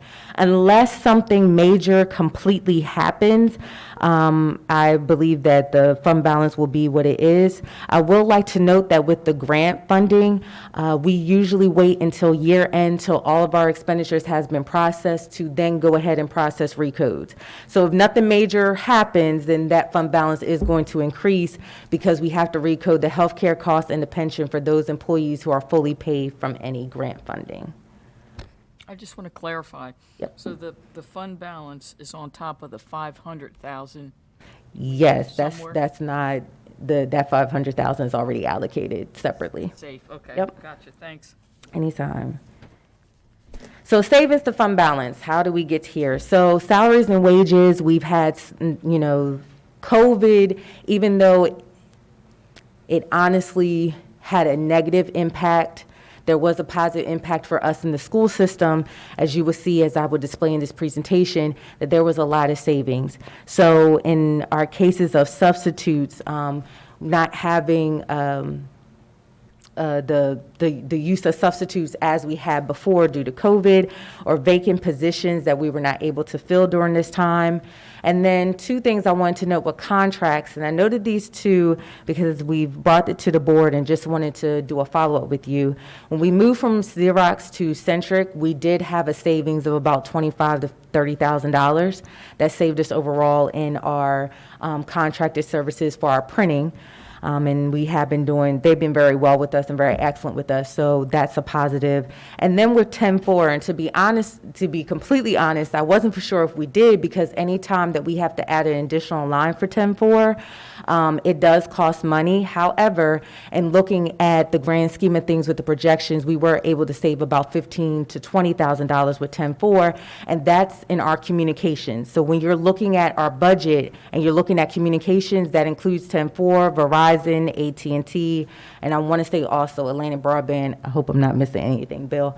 But Bill, that was pretty much his idea. He came to me and we were able to work together, and so we have seen a savings, and those are things that I just wanted to have as noteworthy. All right, so before we go into this, any questions on our year-end projections? All right, we're going to keep it moving.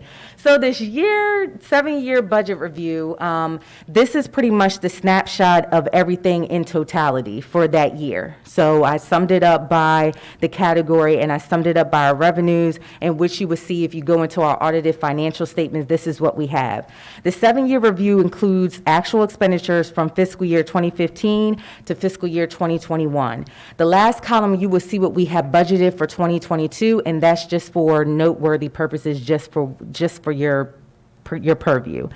If you will see, as you notice, we've had a good savings for 2015 and 2016, but then we had a downward spiral from 17 to 19, and that is the huge deficit that was in 2017. Unfortunately, I was not here, not sure why that happened, but it was there. However, the good thing about that was fund balance, and I'm not going to get into that now because I do want to explain that at a later time.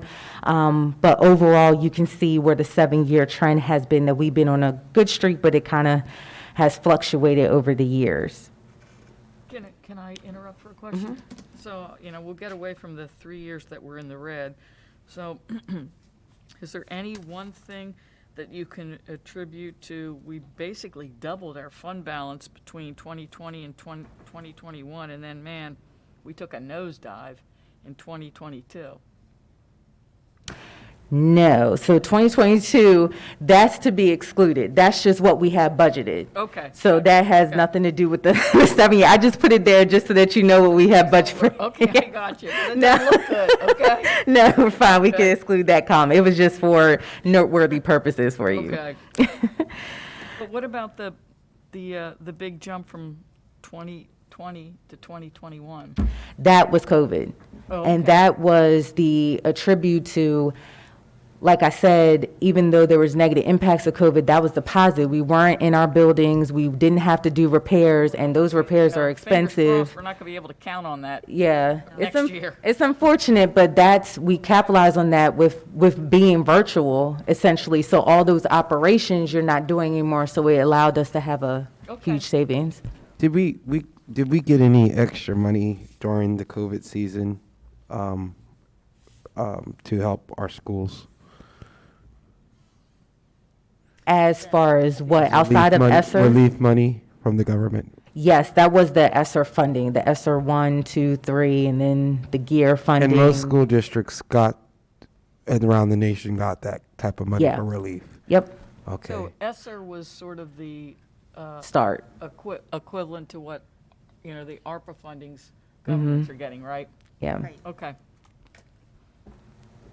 And this was money that, again, just want to clarify, even county governments and local governments receive some type of relief money. I want to say the county did as well. For it. I'm not sure the amount, but they did too. When it comes to, there was money handed out. At first, what we were told was just ESSER 1, and then it just started spiraling with the federal funding. And there were no specifications, right? Like we have to do a certain thing except by the grant, right? For municipalities, it's not like it's just, they gave you $6 million and you can spend it any way you want. There are some specific guidelines. Yeah, what they are, I don't know, since, I'm not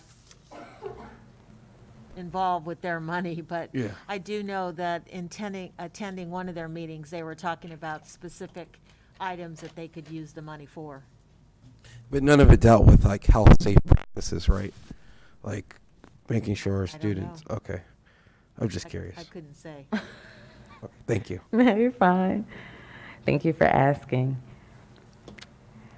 So I put together a bar graph so that you can see just in comparison, the blue is revenues and the green is expenditures. You can just see the trend between revenues and expenditures from 15 to 21 fiscal year. And as you would note, like I said, 2022 is just a set aside on what our budgeted to actual is, because when we go for budget, our budget revenues have to match our expenses. Or at least balance. We can't be in a deficit. So we move over to the 7-year fund balance. So this pretty much points in how we came into this high and then went into this low and then this up high hill again. What I want to point out is the good thing about fund balance, and I will again explain that as we get further along into the presentation, that when I was doing the research in fiscal years 13, we had about an $800,000 fund balance, and then fiscal year 14, we had a $900,000 balance, and then you can see in 15, it was about another $800,000. So that is really what maintained us for these downfalls from 17 to 19. So that just shows the impact of fund balance and really how it is important for tailored to our school district versus what said that the use of fund balance should be for non-recurring cost. But I think it also underscores the importance of some other entity saying you need to spend all of your fund balance before we're going to give you any more money. It's really important to be able to bail ourselves out if we have to. Yeah. And then we have this 7-year category review.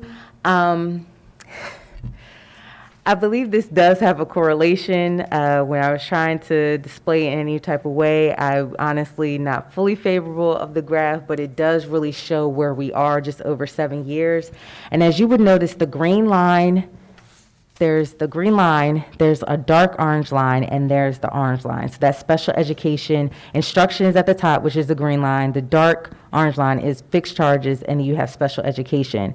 That's more on the higher end, and you would expect that because that instruction, that category is 100% salaries, and then you have your fixed charges, which is your, the pension, the health care, the FICA, all that goes into the benefits of your employees, and then special education, which we have to provide the needs and services for students with disabilities.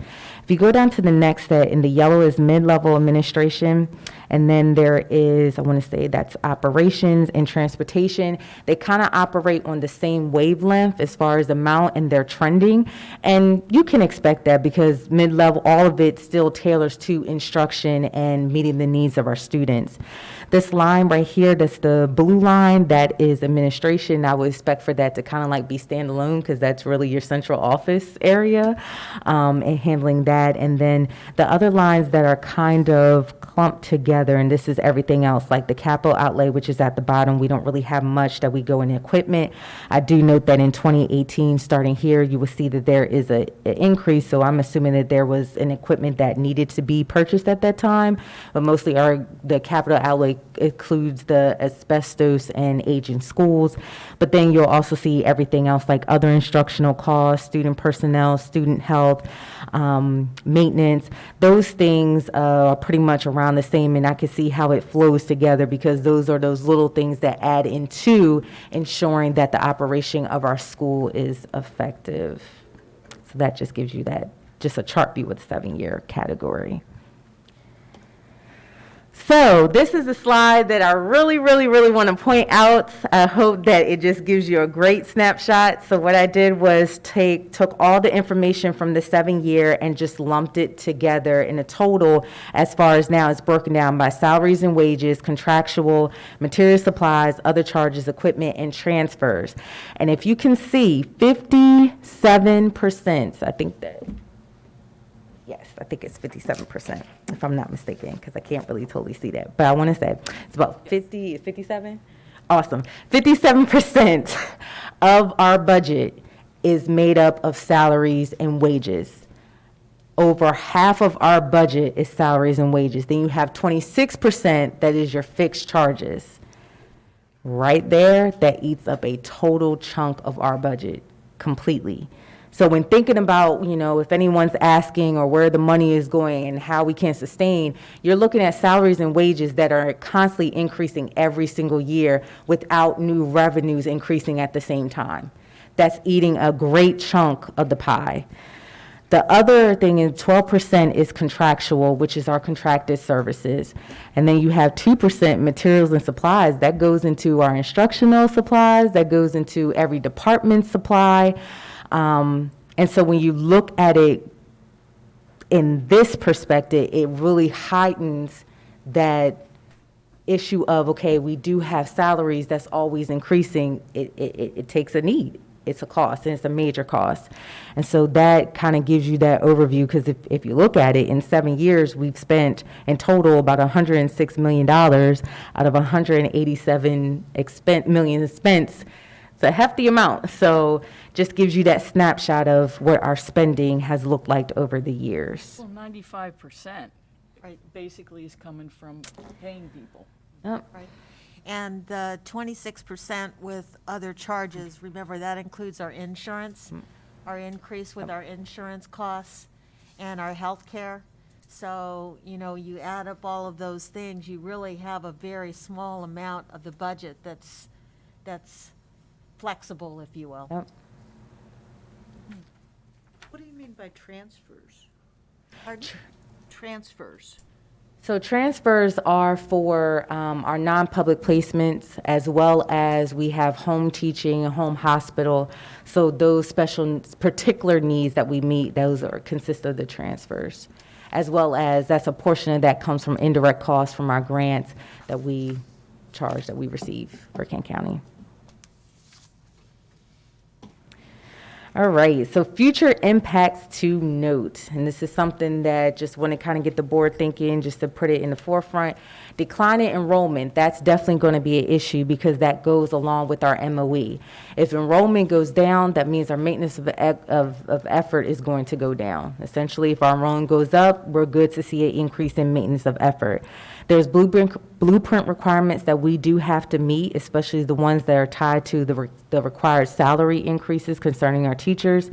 The rising healthcare costs that we just don't know what's going to happen time to time, and that's really variable, so it's not really something we can have a standard outlook every single year.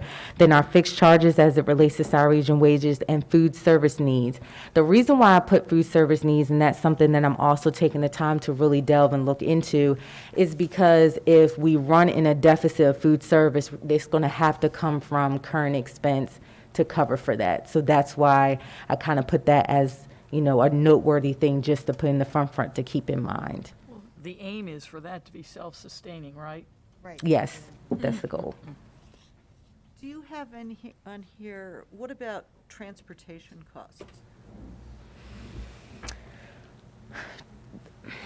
Transportation cost has been, and this year in particular, in looking at it closely, it has been a lot, because we've been down personnel, so we've had to use the bus drivers that we have, and they've been doing phenomenal. Even our attendants, car attendants, having to pull them in. So those that would necessarily work part-time are essentially doing full-time work just to fill in for the downside.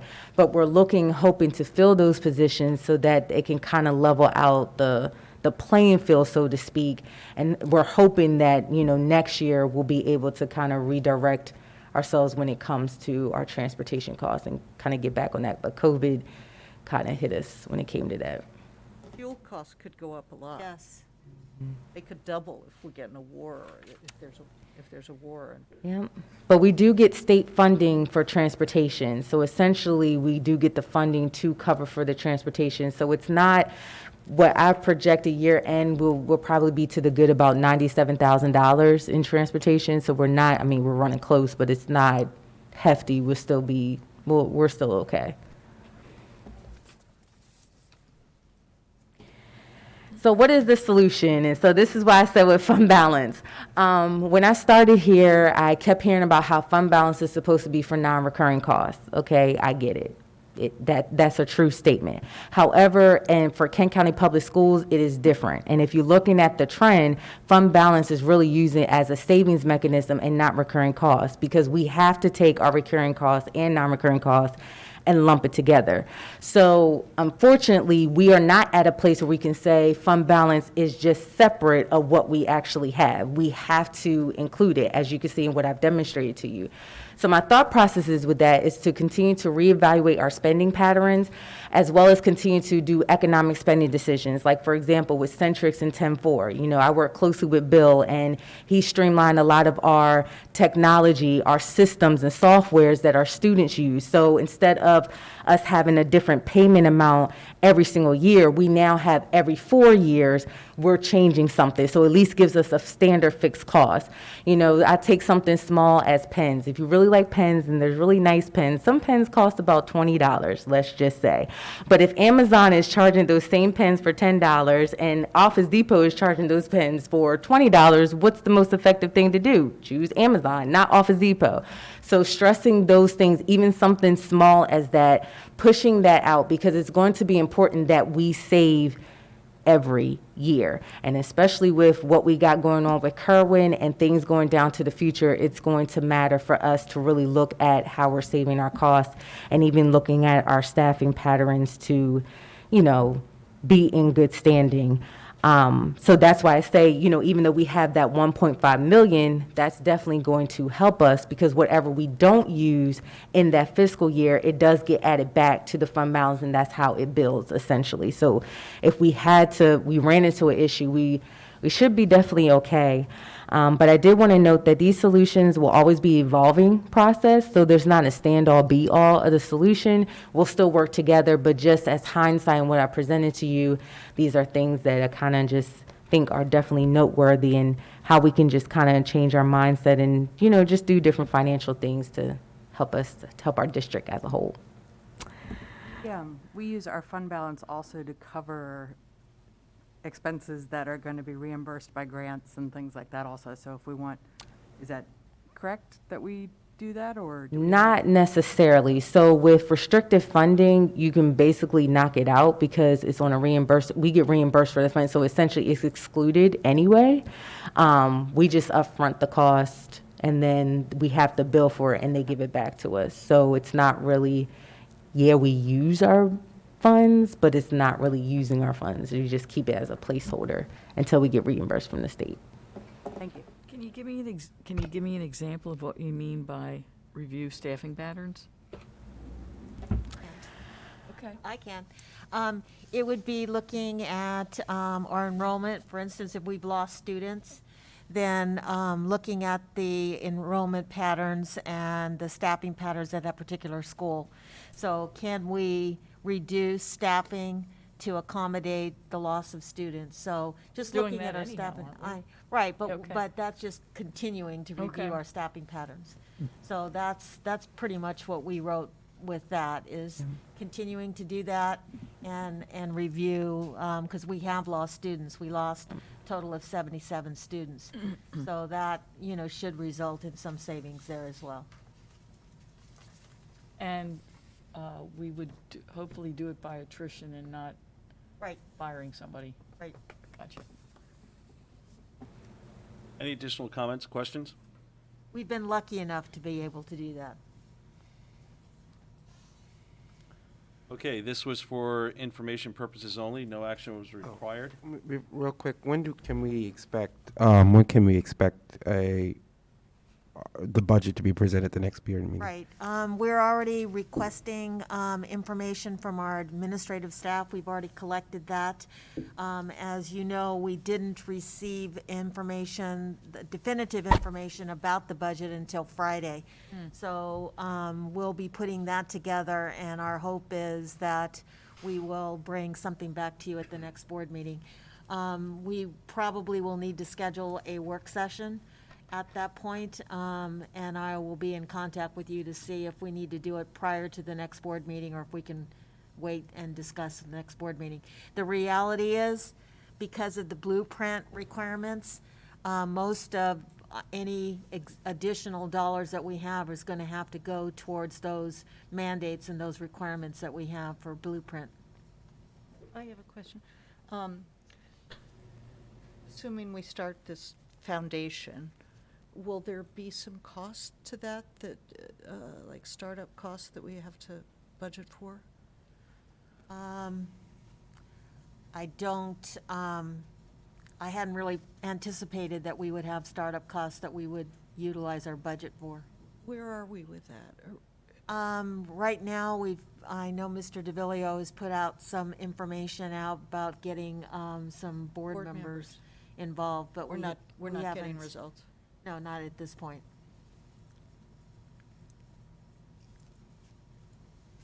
Okay, thank you, Ms. Stewart, appreciate it. Thank you. Thank you. I just want to acknowledge, go ahead and come on up, Mr. Singleton. I wanted to acknowledge the work that Ms. Stewart has put into putting this information together for you. It's a lot, but I acknowledge all of the work that she put into getting this available for you. Really clear. Yeah. Yes. It's really helpful. Thank you. God damn it. Sorry. Okay, the next item on the agenda is the WKHS transmitter replacement.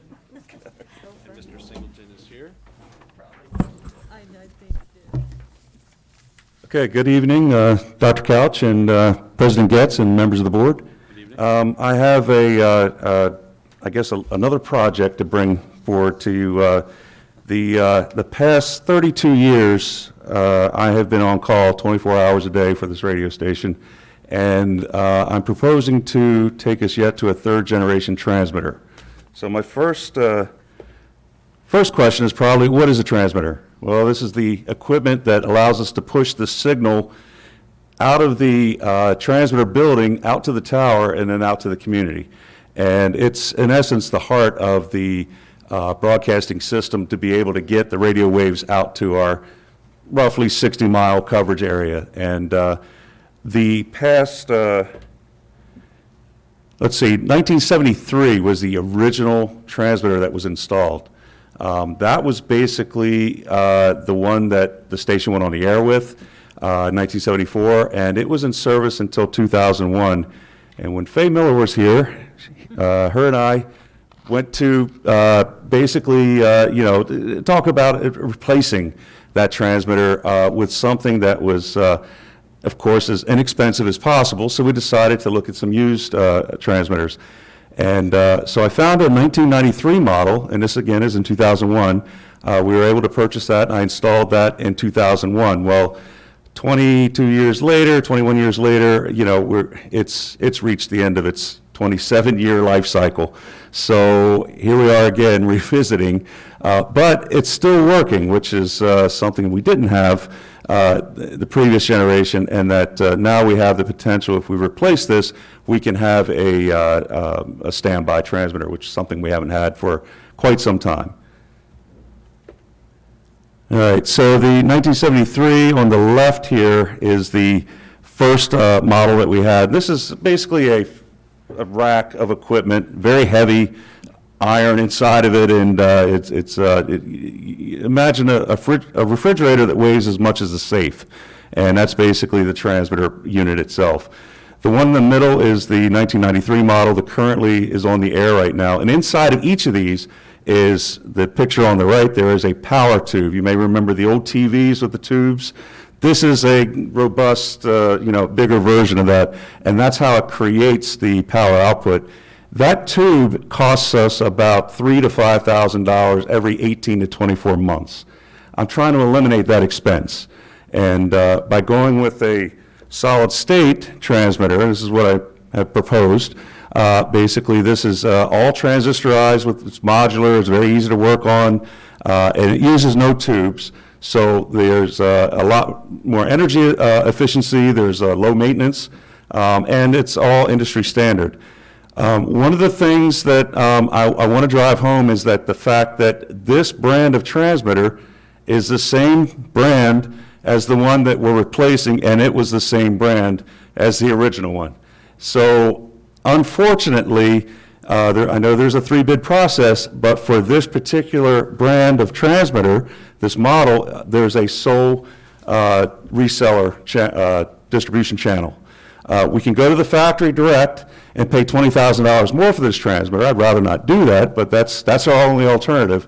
Or what I proposed is the vendor is SCMS, and they're basically one of our primary broadcast equipment vendors that we've used for a number of years, and basically they have quoted us a total package, including the transmitter and everything, and you see the total cost there at the bottom is $48,013.96. That is, in essence, the transmitter, all the related equipment, the remote control equipment, antenna line connections to be able to connect it to the antenna, and some other parts and pieces, basically, to put this thing all together. So I come to you with a request that I have submitted a sole source justification form, and basically it is showing that we've exhausted any and all opportunities to get a third bid. Right on the manufacturer's website, Gates Air, which is formerly Harris, basically there's a description of their distribution channel, and one of those says that the only one of their resellers is SCMS that carries the entire product line. So I guess I'm basically looking at this versus, and I have looked at some other, I kind of explained it to Elisa as like a Ford, Chevy, Chrysler kind of scenario. So, you know, we're looking at the Chevy or the Ford or whatever, and I can compare it to the other manufacturers out there, but this one really is something that is really has a reputation of being very reliable. And I mean, we're 48 years old this year, and we've been using Harris and Harris products for our transmitter for all these years. Why fix it if it ain't broke? So that's kind of why I'm really trying to see if we can't stick with this vendor. All right, so basically the breakdown, going back to the, we have 8, I want to basically do this this summer. So this is the kicker. The manufacturer lead time is 16 weeks. So, and you guys just voted to start, hopefully, I guess our school year is going to start a little earlier this year. So kind of looking at trying to take delivery somewhere around mid-July. So that's the other thing, is that in order to be within that window, we've got to place the order pretty soon. So that's why I'm coming to you in sort of a, in that spirit of trying to get this order placed, just to be able to fulfill that timeline. I don't want to be trying to get ready for students to come back and I'm still installing the transmitter. So, I guess I know that was kind of a quick rundown of everything. But if you have any more technical questions or financial questions about it, I'll be happy to field those. So, Mr. Singleton, you raised money with regard to this transmitter. I know you had a radiothon, so would you like to share? Sure. The funding for all of this, thank you, Dr. Couch, I forgot to mention that, the funding for all of this is actually through donations from our community partners, direct listener donations. Over the past 3 years or so, we've been, we wanted to try to do this pre-COVID, and of course that brought us, we still had a couple more years of life, I guess, left in the existing transmitter. But ironically, this past fall membership drive, we actually lost 50% of our power during one of those days. So it kind of worked to our favor because that's what we were trying to work for. But it's been stable ever since, and we've put new components, new tubes in it, but basically it's still got a lot of age on it. And I feel confident that we can use it as a reliable standby transmitter, but as a main transmitter, it's time to replace it. So, but yeah, we have basically raised all of the funding for this particular project. Yep. So you're not coming to us asking for anything? I'm coming to you asking, I guess, for the sole source justification. Okay. To kind of not bypass the bid process, but have an exception that there's really only 2 sources for this. Go ahead. I know that, Lisa, did you have something? Oh, I was just saying just to let the board know, this is the process that internally we do have a sole source, but just to come with our bidding process, that because it's so distinguished in the transmitter that he needs, we just think that just going for audit purposes and to be in line, because most of the time, if it's anything over $25,000, we do go out to bid. But because there is justification that sole source, having that added board approval does assist us even with the audit trails. And we spent $150,000 on the studio project from a few years ago, but not one piece was over like 10 or 12,000. So we didn't have this, we weren't faced with this. Okay. The administration is recommending favorable approval by the board to award SCMS Inc. the purchase order for $48,013.96. Do we have a motion to do so? I move that we accept Mr. Singleton's proposal. Dr. Costa has the motion. Do we have a second? I second. We have a second by Ms. Sullivan. Any further comments, questions? I think it's wonderful that you were able to raise all the money for this because it's such an amazing program and this is great. Thank you. Appreciate it. We appreciate all the community support as well. I just want to say that in addition to the time crunch you're facing, sooner rather than later is probably important given the supply chain issues. At some point, that price could go up. So They've quoted it for the next 2 weeks or so. Okay. Before they change it again. So if we get it in this week, we're good. Okay, we have a motion and we have a second. Any further comments? I just want to make it clear again that this is not coming, the money's not coming out of our budget. That is absolutely correct. Okay. Okay, we'll call for the vote. All those in favor? Aye. Aye. Opposed? Hearing none, the motion passes. Thank you, Mr. Singleton. All right, thank you. Thank you. Appreciate it. Thanks for doing all the legwork. Yes. Okay, the next item on the agenda is Policy CC, Administrative Organizational Plan. Mr. President, members of the board, you have before you for the first reading of Board Policy B, which is Board Policy CC, which is the Administrative Organizational Plan. There are 2 changes that we placed on the organizational plan. One was to add our PR and communication specialists. And inadvertently, I don't know how many times we looked at this organizational plan, but we left off infants and toddlers. So that was placed on there as well, and that's below the supervisor of special education. So this is first reading of the policy. Okay, this item is for information. The next item is donation from Dixon Group. We were fortunate enough to receive some donations from Dixon Group in the area of equipment for the gym, equipment for the weight room. And so you'll see a number of machines and dumbbell sets that we were able to secure from Dixon Group. And I recommend that the board approve the donation, and then we will send a letter thanking them for their donation and for their tax purposes as well. I don't know if any of you have had a chance to go to the weight room, but a lot of really nice equipment that we were able to secure. This was equipment that came from the old Y, and they donated this equipment to us and then purchased new equipment for the Y. So this has really been exciting for the high school. And its administration recommends approval of the gym equipment donations from Dixon Group totaling $4,420. Okay, as Dr. Couch just mentioned, this is the administration recommending approval of the donation. Do we have a motion to do so? I move that we approve the gym equipment donations from Dixon Group totaling $4,420. Do we have a second? I second. We have a second by Ms. Sullivan. Any further comments, questions? Hearing none, we'll call for the vote. All those in favor? Aye. Aye. Opposed? Hearing none, the motion passes. Thank you. The next portion of the meeting is public participation. Ms. Gale, do we have a? Thank you.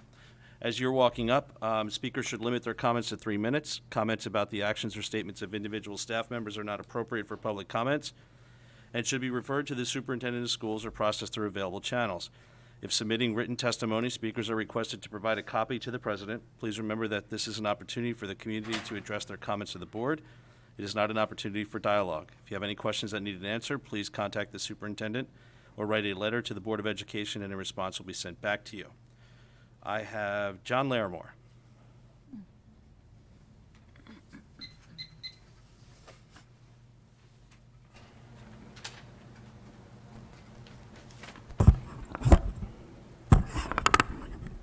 Mr. President, Superintendent, and board members. My name is John Larimore. I have a child in Kent County Public Schools and have had a child in Kent County Public Schools for over 25 continuous years.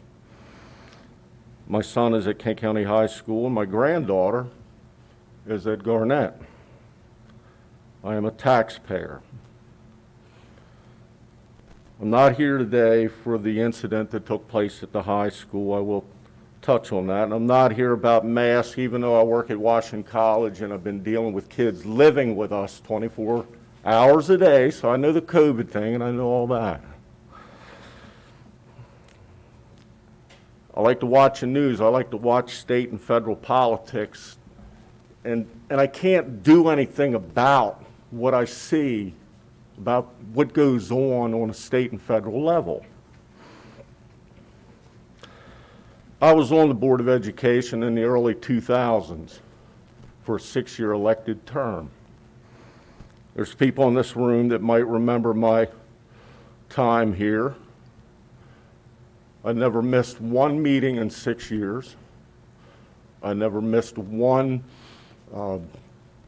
work session. I never missed one Mabe conference. I never missed one Eastern Shore Consortium meeting, not one. I was on the board when the student member was brought on, first student member. And tonight I was sitting at home watching the virtual meeting, and I grew livid. I can't do a whole lot about federal and state politics, but on a local level, when I witnessed what happened tonight, I can say something, and I'm here. Tonight, I'm here for Sam Buckle. I've known Sam since he was in Little League. Didn't I, Sam? Sam, I have empathy for you. As a board member, I know you can't vote, and I know you can't get involved in personnel decisions and closed sessions and get involved in a lot of those type things. But it really irritated me, a couple things that transpired tonight. There were 2 reports about what happened at the high school that I watched on virtual. We had this side of the table telling us their version, and then Mr. Buckle told us his version. I'm not going to stop. The police department's still in the building, right? Send them in. My question to the board is, first, why didn't you talk to Sam in closed session? You can invite him into closed session to talk about what happened. I don't think that happened. Did it, Sam? What you gave was 2 conflicting reports to the public. I'm going to believe Sam's version because I think Sam was the only one in the building. The next topic that really irritated me, minus Miss McGee, because correct me if I'm wrong, Miss McGee is one who will answer emails. Sam Buckle is a member of the Board of Education. He is a member, no different than you. He cannot vote. He can't be privy to a lot of things, but that man is a member of the Board of Education, no different than you. And you won't reply to emails. He might have wanted to know what happened to a specific person. Can you still reply and say, Sam would love to tell you, but? Why don't you communicate with him? He's a fellow board member. Give him that respect. Watching too much television. That's the way they do it inside the Beltway. That's not the way they do it in Kent County.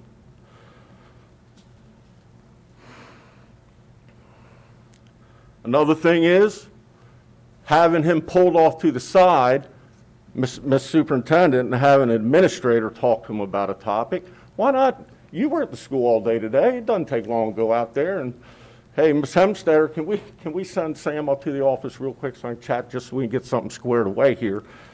Shame. And then he gets accepted to Columbia, and now he's our poster child. Shame. Shame on this board. And then to listen to this meeting, and for a particular board member or two to be more worried about if today at the high school, if that is an excused absence or whatever it may be, shame on you.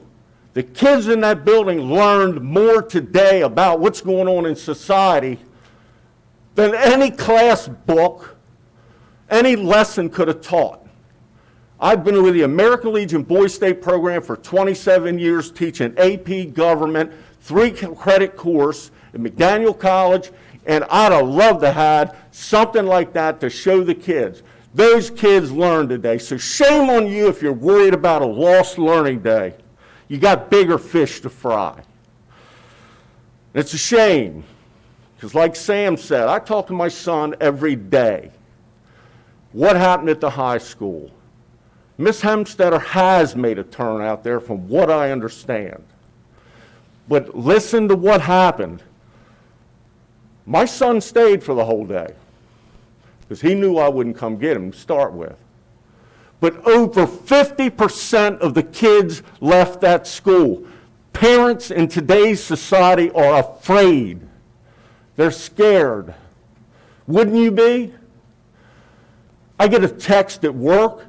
There's a stabbing in the school. Society has gotten so immune to cops getting shot and everything else.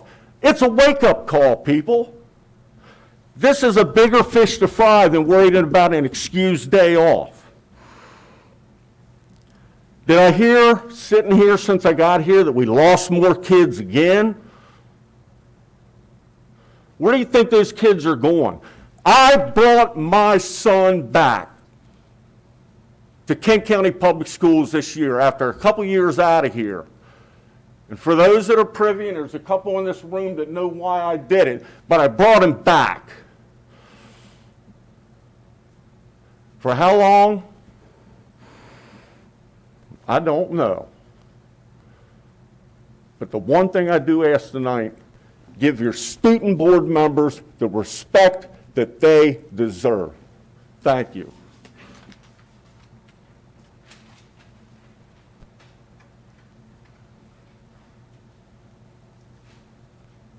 The next item on the agenda is our notification of our next meeting. The next meeting of the Board of Education of Kent County will be a fiscal year 23 budget work session held on Monday, February 28th, 2022 at 6:30 p.m. The next regularly scheduled board meeting will be held on March 14th, 2022, beginning at 5:30 p.m. with the open session. Open session will be immediately followed by the board members going into closed session. The open session will resume at 6:30 p.m. The meeting will be located at the Administrative Building in the Boardroom, 5608 Boundary Avenue, Rockall, Maryland, 21661. The last item on the agenda tonight is to adjourn. Do we have a motion to adjourn? Can I say something first? Yeah, That's a conflict. We have a CAC meeting that night. Of course, we didn't know it at the time that we were going to be meeting the fourth Monday of every month, so we meet at 5:30 that night. I mean, I'm not saying we can't curtail it and limit it to an hour, but if that's going to be the case, Right, well, Ms. Sullivan, we could have the work session at 7 o'clock. okay, yeah, that'd be awesome. Is that okay? Okay, yeah. And I think it's tentative for the work session in terms of, depends upon how we can pull that together with regard to that. But tentatively, let's put it at 7 o'clock. So the notification of the next meeting is adjusted to tentatively at 7 p.m. for the budget work session held on Monday, February 28th. Can I just mention that the Citizen Advisory Committee will meet at 5:30 that day. The meetings are not live streamed, but the public is invited, and minutes are kept, and once the minutes are approved, they will be posted on the Kent County Public Schools website. Great, thank you. And what I would note is that because we're going to have a work session, and this will be here and we'll have it set up, I would propose that we meet in the fishbowl for the CAC meeting, which is the next room over. Okay. I had one thing also. There was a community member here tonight who I had a miscommunication with, and I wanted to apologize. I know that she left. Karen Somerville was here to talk to us about a potential naming opportunity, and I'm going to speak to her between now and the next board meeting and see if she would be willing to come back and talk to us again. So, Karen, if you're watching, I apologize for that miscommunication. Okay. The last item on the agenda is to adjourn. Do we have a motion to adjourn? So moved. Ms. McGee has a motion to adjourn. Do we have a second? Second. Second by Mr. Johnson. Any comments, questions? Hearing none, we'll call for the vote. All those in favor? Aye. Opposed? Hearing none,